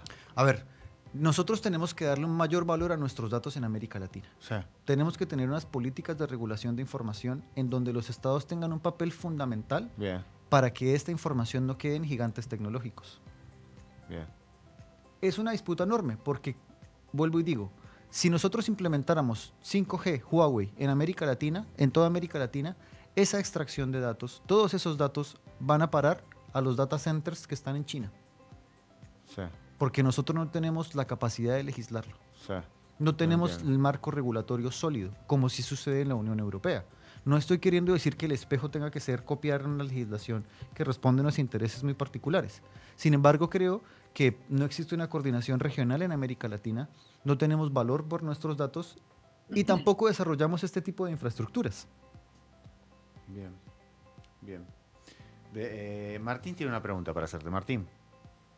Sí, viene un poco de lo que hablábamos antes con el invitado anterior, de que está esta noción de que uno tiene miedo a veces de cargar datos como el número de DNI en una página del gobierno, pero al mismo tiempo mandás la ubicación hasta la aplicación de la linterna del teléfono. Entonces es como un poco confuso eso, este sentido de miedo cuando estamos expuestos totalmente todo el tiempo. Ahora mi pregunta es, a partir de este cambio o de esta nueva normativa que impone Brasil, ¿cuál es el siguiente paso que tienen planeado ellos también con respecto a esto? Porque esto es marcar un límite a partir de edad. Y después que después están también ellos buscando que sus datos también queden dentro de su región, o el primer paso fue este y después analizan cuál va a ser el siguiente. Yo creo que, muy interesante la pregunta, yo creo que si existe un país que se está pensando en una política digital, es Brasil. Y responde a varias cuestiones. Una es su peso geoestratégico en función de que ahora hace parte del BRICS, y también teniendo presente que es la sociedad más populosa de América Latina. Creo yo que nos lo va a decir el futuro, pero me atrevo a decir, bajo esta lógica de razonamiento, que Brasil va a ser el primer país de la región en generar una política de regulación digital acorde a la coyuntura actual. Porque por supuesto que nuestros estados tienen leyes de protección de datos, eso es obvio. O sea, yo voy a la legislación de Ecuador y hay, voy a la legislación de Perú y hay, de Bolivia y hay, pero que se adecúen a la situación actual, Claro. pero jamás, sin duda alguna que jamás.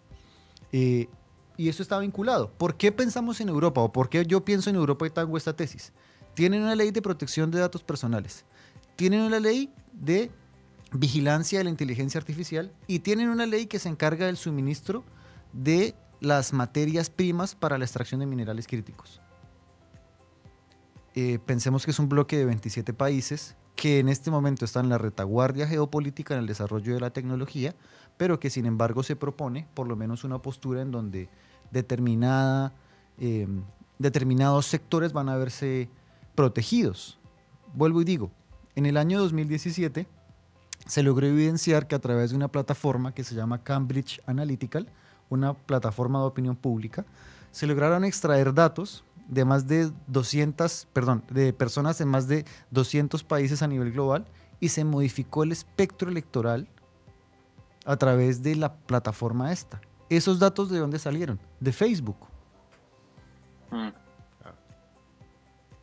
Y bueno, no es un escándalo, para mí sí que lo es. De hecho, hay un estudio, en este momento no lo tengo, que demuestra cómo hubo un impacto electoral entre los hombres de 17 y 25 años acá en la Argentina y cómo ese impacto estuvo vinculado a TikTok. Así que, bueno, creo que si las tecnologías tienen el impacto de no solamente modificar mi conducta en el día a día, sino incluso modificar el resultado de unas elecciones, tenemos que regularlo. Bien. Y los otros países de América Latina o de América del Sur, con respecto a este movimiento que está haciendo Brasil ahora, ¿cómo se van posicionando? ¿Hay alguno que tiende a acercarse, algunos que tienden más a alejarse? ¿Cómo está repercutiendo este avance? El país que tiene más vinculación en este momento en materia, a pesar de que no hacen parte del BRICS, pero sí están teniendo una misma línea, es Colombia, con Gustavo Petro y pues Lula, ¿no? Sin embargo, el gobierno colombiano sigue siendo un gobierno que depende de las infraestructuras norteamericanas. O sea, pensemos que Colombia fue el aliado estratégico de la región más importante de Estados Unidos. Colombia actualmente tiene más de 7 bases militares. Creo yo que Colombia está muy lejos de poder pensarse una independencia estratégica en este sentido. Sin embargo, el aliado más fuerte que Brasil tiene en este momento en la región es Colombia. Bueno, por mí impecable. ¿Querés cerrar con algo en particular, Dani? Sí, cuando nosotros, cuando estudiamos economía y pensamos el desarrollo del sistema capitalista, solemos pensar que hay diferentes momentos de la revolución industrial, ¿no? Entonces identificamos una primera revolución industrial, Sí. una segunda que era de carácter petroquímica, Sí. una tercera que era la computacional y la cuarta que estamos viviendo, que es la digital. La digital. En este momento podemos decir que la revolución industrial no terminó. Estamos viviendo el último proceso o el que nos corresponde y está vinculado a la era de la información. Y hay muchísimos teóricos que han hablado de estos. Hay uno muy famoso que se llama Manuel Castells, que tiene un libro que se llama La era de la información. Hay otros que han escrito en este tiempo, un poco más adelante, que son fundamentales para pensar de una manera crítica este momento actual de los datos. Yo recomiendo a Marta Peirano, española, fantástico. Eric Sain, que es publicado acá en la Argentina por la editorial Caja Negra, y hace poco conseguí un libro de una comunicadora de la Universidad de La Plata, Verónica Sforzin. Recomiendo esta literatura y vuelvo y digo, considero que actualmente la era digital ha cambiado y tenemos que estar no solamente preocupados, sino conscientes de qué implica vivir de la conectividad. Para cerrar. Muy bien, muchas gracias, Daniel, muchas gracias. Esto Martín, es- ¿conforme? Perfecto, sí, gracias. Pulgar arriba, ¿no? 5/5 diríamos. Bien. Siempre, siempre. 5/5. Bueno, Bueno, muchas gracias, gracias. Daniel, gracias. Gracias, Si querés, sos bienvenido, te quedás, como vos te parezca, ¿sí? Tengo que continuar, pero bueno, a tener un poco más de atención con nuestros celulares. Va. Bueno, listo, dejó la recomendación. Al operador, si te parece, metemos un temita y después ya le damos paso a Martín con su brújula culinaria. ¿Te gustaría descubrir historias de cocina? ¿Querés saber curiosidades culinarias de otras culturas? Mario, Tato y Ese te hacen un lugar en la mesa. Servite algo rico para tomar, acomodate y disfruta de este viaje con los 5 sentidos. Déjate llevar por nuestro chef Martín Dols y su brújula culinaria. Anécdotas, recetas, viajes y mucho más.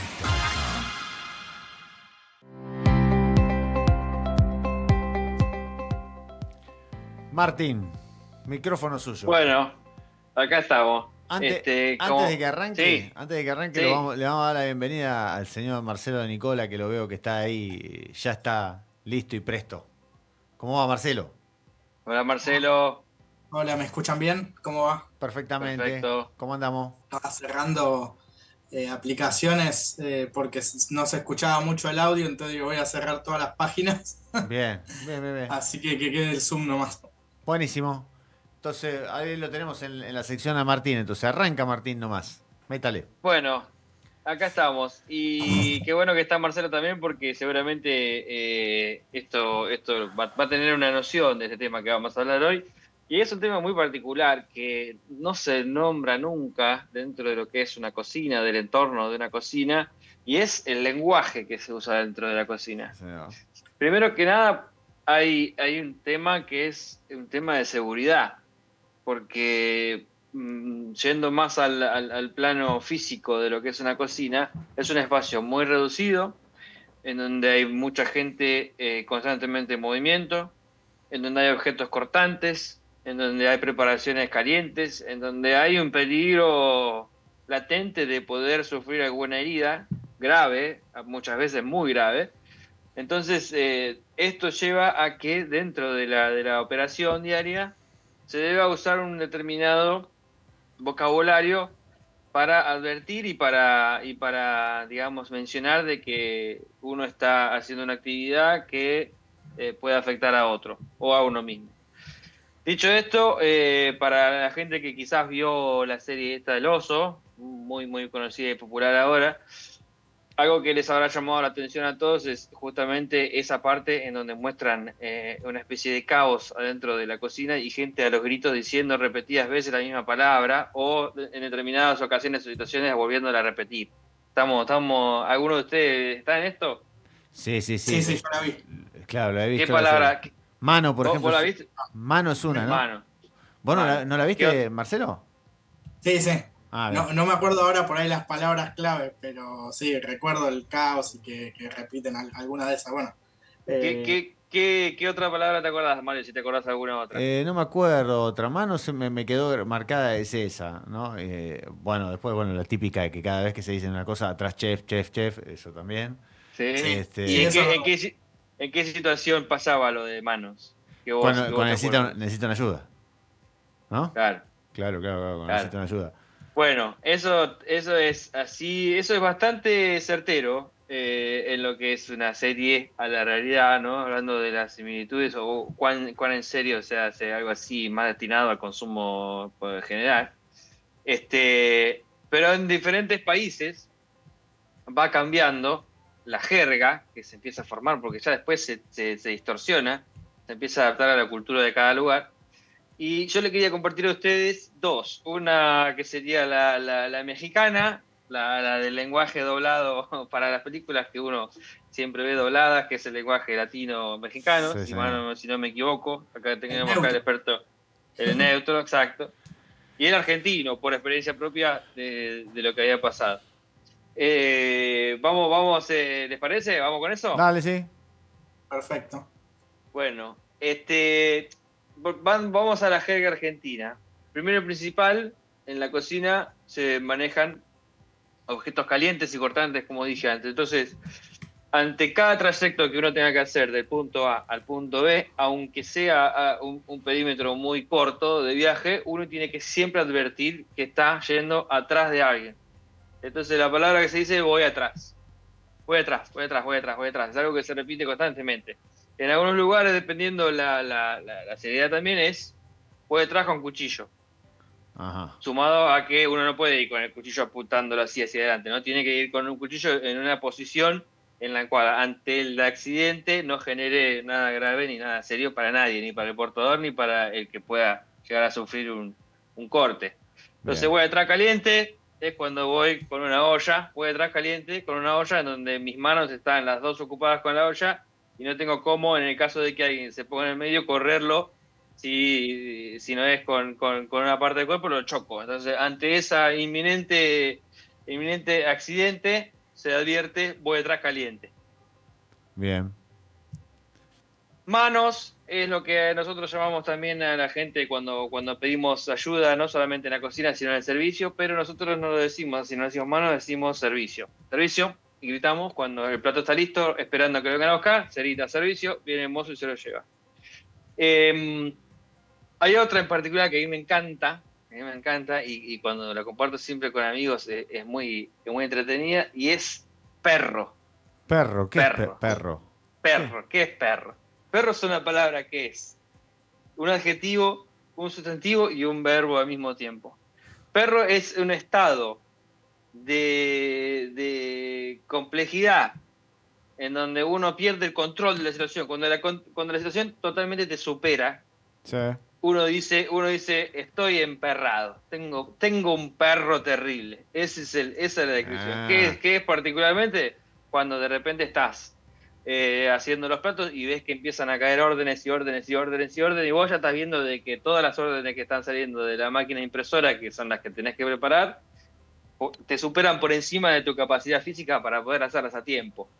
Eso, consecuentemente, te hace entrar en una sensación de nerviosismo, de tensión y de adrenalina, que nosotros lo denominamos perro. Entonces, se le acerca a alguien o llamás a alguien, vení que estoy emperrado, es decir, vení que no puedo más, dame una mano porque necesito salir de esta situación. Eso es una palabra. Entonces se puede usar como estoy emperrado, es estar sumergido en este caos. Tengo perro, es también estoy atravesando esto. Mañana el servicio va a ser un perro, quiere decir que mañana ya lo estamos anticipando, le estamos cambiando el tiempo, es que mañana va a ser muy complicado.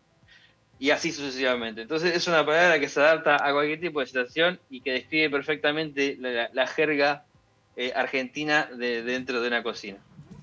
Ahora, esta palabra, por mi experiencia personal, yo la he llevado cuando he cocinado en otros lugares, en otras cocinas, en otra parte del mundo. Pero ¿qué pasaba? Cuando yo lo decía no me entendían. Se me quedaban mirando. Entonces claro, ahí descubrí que esta palabra también va mutando, pero no deja de tener el mismo significado. Entonces empecé averiguando, empecé a ver que en Brasil, por ejemplo, se le dice nadar. Estás nadando es la palabra, y tiene sentido, porque si, digamos, ¿cómo es el movimiento físico del nadar? Es mover las manos de alguna manera rápido y digamos, hacer un movimiento físico que denota una actividad muy acelerada con las manos, como digamos, tirando manotazos. Bueno, eso es lo que es el perro en Argentina, sería en Brasil, lo llamaban nadando. Y por ahí te veían y me gritaban, Martín, estás nadando, porque me veían que estaba hasta las manos de trabajo, y así sucesivamente. En México lo que averigüé es que se le dice camote a esta misma situación. Y muy interesante, no sé por qué la palabra camote, pero todo termina siendo lo mismo. Es una palabra que es un adjetivo, un verbo o un sustantivo. Está camoteado, está camoteando. Camote, ¿no? ¿Eh? Muy el chavo camote. Camote, claro. Así que bueno, estas son las palabras que más o menos representan un poco este tipo de situaciones. Y no sé qué les parece a ustedes, cómo lo ven del otro lado. ¿Qué les hace sentir estas palabras? ¿O qué les genera esto? A mí lo que me genera es lo que te pone en blanco sobre negro es la velocidad a la que hay que trabajar del otro lado. Un poco de desesperación y el manejo de situaciones. Esto es lo que me pone en blanco sobre negro, ¿no? Que esta facilidad que hay que tener, por lo menos se ve mucho en la serie. Vos lo decís y yo, la verdad que no frecuento cocinas, con lo cual, cuando vos contás la historia, yo la tengo que imaginar. Ahora, esta imaginación mía está muy atravesada por la serie, que la serie mete una cámara en la cocina. Y vos no sos el único. Digamos, en este caso mi referente sos vos, porque el que más conozco de los cocineros. Pero he hablado con otra gente también y dice, sí, es muy similar lo que pasa en la serie. Entonces me imagino un montón de gente andando como loca y con mil y una codificaciones para reducir el peligro a lo más parecido a cero que pueda haber, ¿no? Aparte, ese es el sentido de la comunicación, principalmente en la cocina, fuera de lo que es cuando el chef se le dice cantar. El chef canta una orden. Cantar una orden es cuando sale el pedido, digamos, por una impresora muy pequeña en el mostrador a donde el chef termina de servir los platos para que lo venga a buscar la gente del salón. Él retira de esta máquina lo que salió impreso y él canta la comanda. Dice en voz alta todos los pedidos que entraron, a lo que cada uno de las distintas estaciones, como ya hablábamos de esto en otro momento, de las estructuras de la cocina, tiene que responder ante eso para darle la confirmación al líder de cocina que escuchaste la orden que te dijo y de que empezaste a hacer automáticamente esa orden. Eso por lo general tiene distintas formas de respuesta. La más tradicional y conocida es sí chef, o oído chef, o simplemente oído. Lo mismo, en todos los países es igual, porque es una especie de lenguaje universal, cambia según cambia lo que cambia el idioma. Pero fuera de eso, todo el lenguaje que se dice después es por seguridad, porque es inminente el accidente en una cocina, y más cuando son cocinas grandes en cuanto a movimiento, atareadas. Me ha pasado y le ha pasado a todo el mundo, que en el medio de todo ese embrollo, en el medio de ese caos, te quemás. ¿Te quemás mal de qué? Te quemás. O te cortás mal, fiero, y te empezás a sangrar y te tenés que ir rápido a vendar o a poner algo en la mano y seguir. Y no podés parar porque no hay forma de parar. Ese es el verdadero ritmo de una cocina en su pico máximo de funcionamiento, que es cuando es en el medio del servicio, cuando está el 50-60% de las reservas o de la gente que estaba ya reservada por ir a comer, llegando y saliendo todo al mismo tiempo. Son periodos, son los mismos periodos que ustedes del otro lado usan para ir a comer. ¿A qué hora van a comer? ¿Más o menos van siempre a la misma hora ustedes? ¿O no? Y más o menos sí. Sí, somos bastante rutinarios. Y a esa hora que van ustedes va un montón de gente, porque suele ser la hora que todo el mundo le gusta salir a comer. Entonces, esa hora es la que nosotros llamamos el pico, o el perro, justamente. Entonces, ese es el momento donde estamos todos dentro del otro lado, esperando lo más organizado posible, lo más organizado para prevenir cualquier caos o problema que genere una consecuencia mucho más grave en el servicio. Y lo hacemos a través de entre otras cosas, a través de este lenguaje, previniendo cualquier accidente. Porque, de nuevo, una baja de una persona en la cocina significa un problema muy grave en cuanto a la coordinación de ese servicio, porque cada uno ahí es fundamental. Por eso pasa esto, como pasa en muchos lugares, que no está bien visto. Yo no lo estoy diciendo como decía nada bueno, al contrario. Si vos te cortás y te dejes quitar 2 puntos, o te quemás y tenés que ir a poner rápido un medicamento porque te está quemando y se te está haciendo una ampolla en el momento, no es nada bueno ni nada recomendable que vos tengas que quedarte en el lugar de trabajo para terminar lo que estás haciendo. Por el contrario, tenés que ir a atender.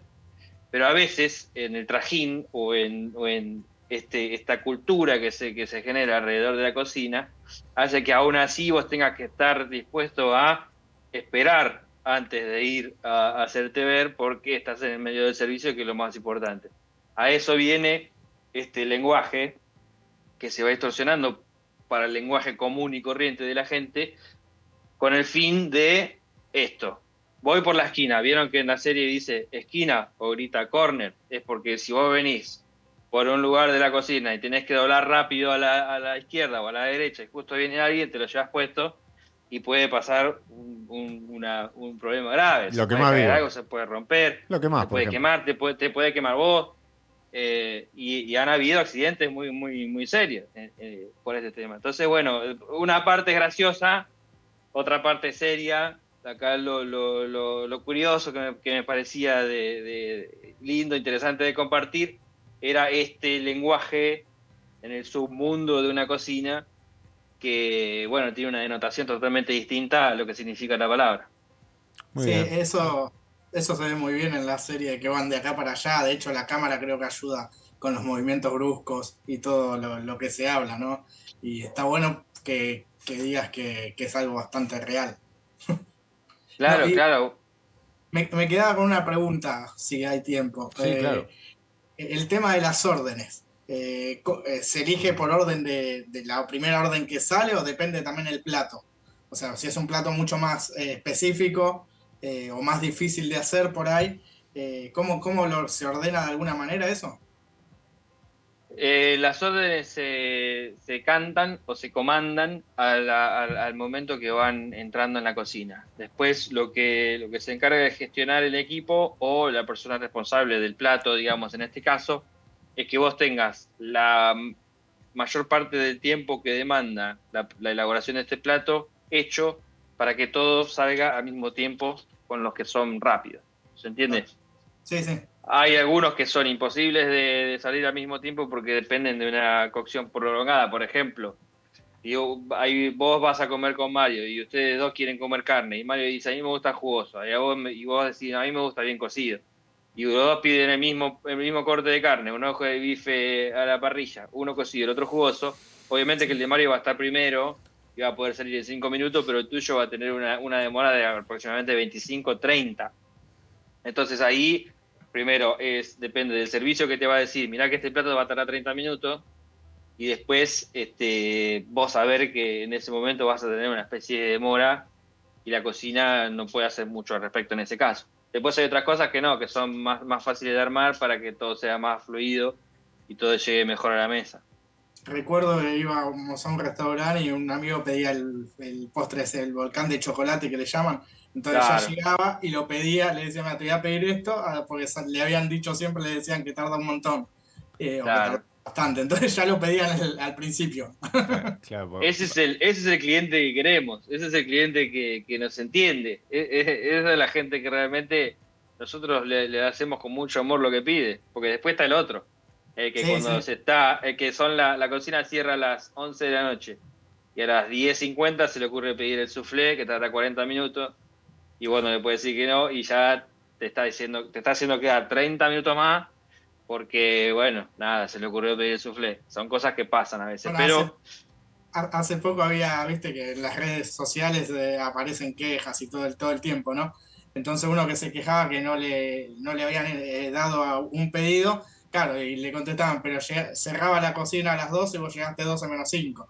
Dice, ya la gente se quiere ir, dice, por más que sea, y es entendible. Tiene su lógica y hay lugares que son más flexibles que otros. Argentina en ese sentido no es muy flexible. Me ha pasado de trabajar en una zona cerca del centro y por estar cerca de un teatro, te viene una mesa que salió recién del teatro a las 5 minutos de cerrar y por ahí son 15 personas, no son dos.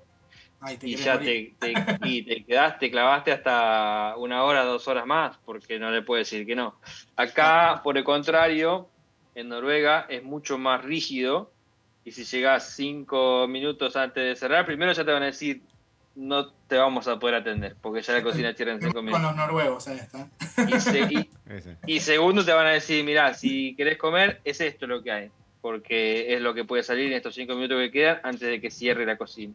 Que me parece justo porque de otro lado hay gente que trabaja mucho, trabaja muy duro y trabaja como cualquiera. Y no creo que a nadie le guste quedarse 2 horas más de trabajo todo el día porque en contra de su voluntad, porque a otro se le ocurrió algo que te demanda tu tiempo. No, tal Sí, cual. aparte, Entonces, muchas veces te lo piden por ahí con mala cara, ¿viste? sí, o sin considerar de que del otro lado hay una persona que está trabajando. Como tu amigo que pidió, apenas llegó, ese tipo está considerando que del otro lado no solamente hay tiempo que él no quiere perder porque no quiere quedarse a comer algo hasta tarde, sino que del otro lado también ayuda a que esa otra persona no se tenga que quedar más tiempo del que debe. Sí, sí. Entonces es un trabajo en común. Pero bueno, si uno no ve del otro lado o si no sabe qué pasa del otro lado, es muy difícil que se pueda llegar a entender o graficar de una forma más clara. Bien, Perfecto, sí. Martín. Bueno, muy bien, ya aprendimos algunas cosas más. Aprendimos vocablos que se usan en la cocina, nos pintaste en blanco sobre negro, o por lo menos me hiciste hacer más película todavía la que tenía en la cabeza con la serie. Y ahora te imagino a vos, cortando los pedacitos de verdura como lo hace el oso, digamos, y a los gritos con los demás. A los gritos con los demás. Sí, sí. Bueno, bien. En otro episodio podemos hablar de otras cosas que se refieren más a los accidentes más comunes, porque me gustaría también que en el futuro podamos hablar con alguien especializado en esto de la seguridad laboral y que pongamos las dos posturas, ¿no? Lo que es un trabajo fuera de la cocina y lo que es realmente lo riesgoso que es trabajar en una cocina, contando algunos accidentes que se puedan contar de habituales situaciones que pasan siempre, muy seguido. Perfecto. Buenísimo, entonces. Marcelo, contanos sobre este efecto Colapinto. Terrible, ¿no? Creo que ni los más fanáticos de la Fórmula 1, como es mi caso, se esperaban. Bien, no solo lo deportivo, sino lo que ha generado a nivel no deportivo también. Ahí te corto y te pregunto, ¿estás al tanto, Martín? ¿Llegan estas cosas a Noruega o más o menos? No, estoy al tanto porque me gusta mirar a mí el diario deportivo y porque a veces miro YouTube y pasan resúmenes de él. Y no estoy seguro que no estoy al tanto del verdadero impacto que tiene, pero sí que lo veo que es un tipo muy carismático y que encima se ve que es bueno en lo que hace porque está sorprendiendo a todos directamente. Es que ahora te voy a dejar a vos, Marcelo, para que hables más al respecto, pero te digo a mí desde afuera, porque yo no soy un tipo fierrero. Miro las carreras porque las ve mi suegro, sinceramente. Entonces cuando como lo de mi suegro me explica todo sobre todos y cada uno de los corredores. Yo no tengo, soy muy futbolero, pero cero fierrero. Pero desde afuera lo que se ve es un pibe que, primero, el impacto que genera tener de vuelta a un piloto después de más de 20 años en la Fórmula 1. Y segundo, es un pibe muy fresco, verborrágico, canchero, pintón, las tiene todas como para, digamos, es todo un personaje y el revuelo que eso armó, porque encima después cuando se siente y corre, lo hace bien. O sea, no es pura parada, digamos, ¿no? No sé vos, Marcelo. Sí, o sea, lo interesante que fue haciendo, como ya hemos hablado hace unas semanas cuando se confirmó que iba a correr en Fórmula 1, que fue haciendo todos los pasos necesarios sin apurarse, aunque es como que la oportunidad en Fórmula 1 le llegó muy medio de golpe, ¿no? Pero él hizo Fórmula 3, hizo Fórmula 2 y venía con buenos resultados. De hecho, el compañero de equipo en la Fórmula 2 es noruego, así que es Dennis Hogger. Mirá vos. Noruego. Y Hogger tenía más experiencia, era el primer piloto de ese equipo de Fórmula 2 y Colapinto estaba mucho mejor en el año. Hogger es de otra. Cada escudería de Fórmula 1 tiene sus pilotos, digamos, como sus inferiores en las categorías más chicas, ¿no? En las academias. Hogger pertenece a Red Bull, justamente, el campeón de constructores y el equipo más importante que tiene en este momento la Fórmula 1, quizás con McLaren. Y Colapinto pertenecía a la Academia Williams, que pese a que es una de las más históricas y más exitosas, estaba en un periodo bastante complejo. Desde que murió Frank Williams, que había sido el dueño y el fundador, no muy querido en su momento por los argentinos, porque fue quien cuando corría Reutemann hizo el famoso pedido, y muchos dicen que fue él el que le arruinó el campeonato a Reutemann cuando corría con Williams. Entonces quedó como un aura de que había bronca con Frank Williams. Bueno, cuando Frank Williams muere, primero agarra la hija, queda como la dueña del equipo, no me acuerdo, creo que es Claire el nombre, y bueno, por los malos resultados ella terminó yéndose. Empezaron otros nombres a hacerse cargo del equipo, y ahora el director deportivo es James Bowles, que es el que en estos días fue el que terminó convocando a Colapinto, ¿no? Colapinto, cuando recién arranca en Monza, lo que se esperaba era que finalice y que no tenga golpes. Tuvo solo una salida de pista, y acá se esperaba que sea mucho más complicado porque Bakú es un circuito callejero donde es el circuito más angosto de la Fórmula 1. Medían antes de la carrera, en una parte medían, y creo que medía menos de 30 metros, creo que era la distancia entre muro y muro, ¿no? 27 creo que llegaban a ser, si mi memoria no falla. Entonces, imagínense que dos autos en algún momento por ahí no entran, ¿no? Claro. Y él tuvo un accidente el viernes en la práctica 2, si no me equivoco, y el tema era cómo se iba a recuperar, no, más allá de lo físico, que no tuvo nada, cómo iba a ser la recuperación de la confianza. Y después en la práctica 3 terminó metiéndose sexto, peleando con los mejores. Las prácticas igual, unos por ahí tienen más combustible, otros menos, así que es algo, viste, que no sabes bien cuánto hay de verdad, pero ya en la clasificación llegando por primera vez a estar entre los 10 primeros, es algo que fue muy notorio, teniendo en cuenta que en las 59 carreras anteriores los dos pilotos habían sumado 3 puntos nada más, y él sumó 4 en su segunda carrera. Más allá de que el rendimiento de Williams es mejor, él terminó peleando mano a mano con Hamilton, por ejemplo, que es algo que hasta mismo Hamilton se sorprendió. Mira vos. Claro. Bien. Y esto, ¿cómo es el tema? ¿Él está por un periodo determinado ahora y después se tiene que ver si continúa o ya está, digamos, tiene como un contrato un poco extenso? No.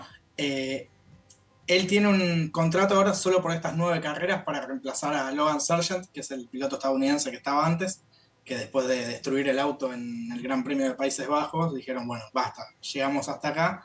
Y había un par de pilotos en lista, ¿no? Uno era Mick Schumacher, el hijo de Michael Schumacher, que ya ha corrido en Haas y ahora está como piloto de prueba de Mercedes. El otro es Liam Lawson, que es piloto de pruebas de Red Bull.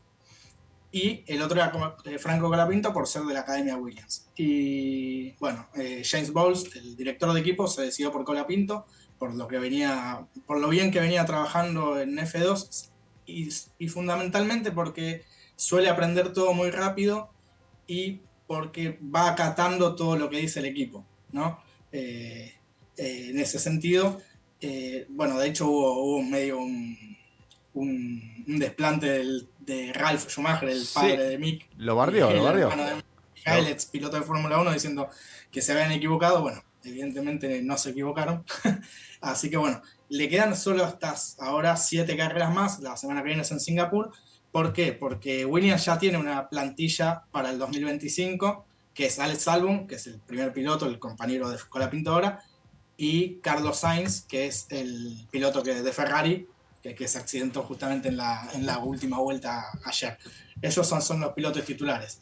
Y todos los equipos tienen asegurados sus titulares, salvo 2, que son Racing Bull, que sería la segunda escuadra de Red Bull, digamos como de Barcelona tiene el Barcelona B sería, bueno, Racing Bull es el Barcelona B de Red Bull, ¿no?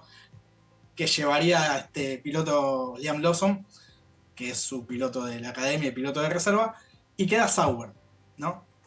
Sauber es hoy el peor equipo de la Fórmula 1, no sumó puntos a lo largo son 10 equipos en la Fórmula 1, para los que saben, suman puntos los 10 primeros pilotos. Bueno, Sauber no sumó puntos con ninguno de los dos, que son Bottas y Zhou. Entonces, queda Guan Yu Zhou, es el piloto chino, tiene contrato firmado para el año que viene, pero Bottas no, y no se sabe si va a seguir. Bottas es uno de los pilotos con más experiencia, ex piloto de Williams, ex piloto de Mercedes, subcampeón del mundo, pero no se sabe si va a seguir ahí, si se va a ir a la Fórmula Indy, a la IndyCar. Así que es casi la única butaca que queda. Por lo que dijo Bowles, el jefe de Williams, dijo: nosotros queremos que Colapinto siga en Fórmula 1 el año que viene, entonces vamos a intentar si negociamos de alguna manera con Sauber para que corra en este equipo en Sauber, y él no pierda continuidad en la Fórmula 1, ¿no? Así que veremos qué pasa. Sauber está auspiciado por Kick, que es una plataforma de streaming donde habla siempre el Kun Agüero. Así que el Kun Agüero dijo que a ver si hablaba con el CEO de Kick para ver si podía ayudar en algo también, ¿no? Pero bueno, lo importante es que siga haciendo paso por paso. Nadie esperaba que sume puntos y ya lo logró. Así que veremos qué trae de acá a las 7 carreras que quedan. Nadie va a esperar un podio o una victoria. Quizás sume puntos, quizás no, pero lo importante es que vaya aprendiendo un montón de cosas que la Fórmula 1 exige, o que los autos de Fórmula 1, como son, no sé, cuánto duran los neumáticos, qué tipo de neumáticos, depende el momento, cómo se gastan, depende de la cantidad de combustible que tengan y demás. Pero van a ser encima 7 circuitos diferentes. El Gran Premio de Singapur de la semana que viene es de noche. Así que es otra cosa que Franco nunca hizo, correr en un callejero y encima en horario nocturno. Flor de desafío el que tiene. Sí, sí. Lo interesante es que con 21 años parece que la presión no le pesa y que es muy carismático, y eso se nota en el ambiente Fórmula 1, porque uno ve las carreras de Fórmula 1 o los pilotos, la mayoría son todos pilotos serios. Quizás Bottas, pese a ser finlandés, es uno de los más extrovertidos de alguna manera, pero es como que él rompe esa cuarta pared con la televisación, con el público, con todo, ¿no? Y se nota en las redes sociales, si uno entra a las redes sociales de la Fórmula 1, que lo muestran mucho, suben mucho tiempo cosas, información sobre él. De hecho, el equipo Mercedes, el equipo de Hamilton, subió una foto de Hamilton y de él felicitándolo. Así que eso es el efecto Colapinto del que estamos hablando, ¿no? Lo que está generando a nivel general en el ambiente de la Fórmula 1. No, como dirían en el barrio, las pone en fila, aparte, ¿no? Porque la verdad que parece que el pibe es agraciado físicamente, además muy entrador, muy canchero, y parece que es un sex symbol. Así que sí, bueno, tiene todo, por favor. Eso ayuda mucho. Sí, parece que va rumbo a ser el sex symbol del circuito. Sí. Hizo algo interesante. Bueno, que eso era lo que le pasaba a Lando Norris, que era como el sex symbol del circuito, o George Russell, pilotos de McLaren y de Mercedes. Todos jóvenes, todos tienen 23, 24 años, ¿no? Sí. Pero son como las nuevas estrellas, ¿no? Pero nosotros lo que hizo, bueno, por ejemplo, Franco contó que el viernes desinstaló TikTok y Twitter. Esa es buenísima, esa es buenísima. A ver, porque dijo, para no desconcentrarme, tengo que estar 100% concentrado en el trabajo. Y eso me parece el profesionalismo también. Eso es importantísimo. Sí, muy bueno. Había hecho otra, primero una maga y dijo, desde ahora, se había despedido primero. Primero hizo una maga y dijo, desde ahora, dice, me despido, algo así como me despido de las redes porque voy a tener mi community manager. Dice, y yo no voy a escribir más. Y salió y saludó. Y al rato se vuelve a subir y se lo creyendo y dice, ni loco. un personaje. Sí, bueno, ayer justamente estaba viendo un video que está, no sé si está circulando en las redes sociales, me lo pasaron, de una victoria en karting cuando tenía 11, 12 años acá en el autódromo en el Galvez de Buenos Aires. Y la forma de hablar, los gestos de tocarse el pelo a cada rato, y es la misma persona con casi 10 años más. Eso me sorprendió mucho, es como que siempre fue igual. Entonces, y bueno, creo que eso también lo ayudó en su carrera, ¿no? Hubo algo que destacaron muchos periodistas, no solo de acá, sino extranjeros, que lo primero que hizo después de la clasificación y después de la carrera fue agradecerle a los mecánicos, porque trabajaron toda la noche para arreglar el auto que se había roto después del despiste, ¿no? Y eso es muy raro en el ambiente de Fórmula 1, porque la mayoría va, corre y listo. Sí, le agradecen por ahí en privado a los mecánicos, porque saben que sin los mecánicos no podrían correr, pero es como que ellos consideran que el mecánico está haciendo su trabajo, ¿no? Y que él salga en la conferencia de prensa, y tanto post calificación como post carrera, a decirle y agradecerles, también fue como muy, muy importante, ¿no? Y ya decía Fangio, ¿no? Con los primeros que tenés que llevar bien es con los mecánicos, pues son los únicos que pueden hacerte perder una carrera, decía, si te ponen mal la goma. Por supuesto. Equipos y roles, ¿no? Equipos y roles.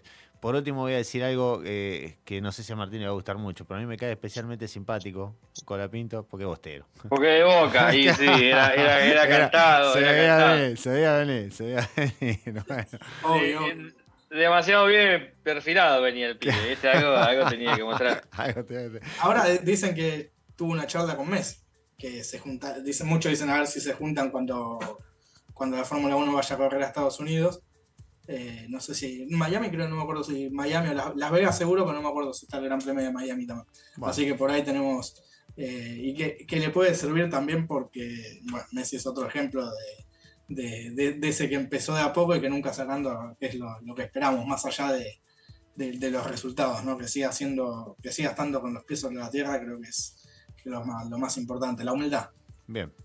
Bien, no, escuchan la musiquita de fondo, señal de que nos estamos despidiendo, ¿sí? Otro programa más, otro programa 50. No sé si estaba... Ah, sí, lo escuché, felicitaciones. Programa 50, así que bueno, así vamos terminando con este programa.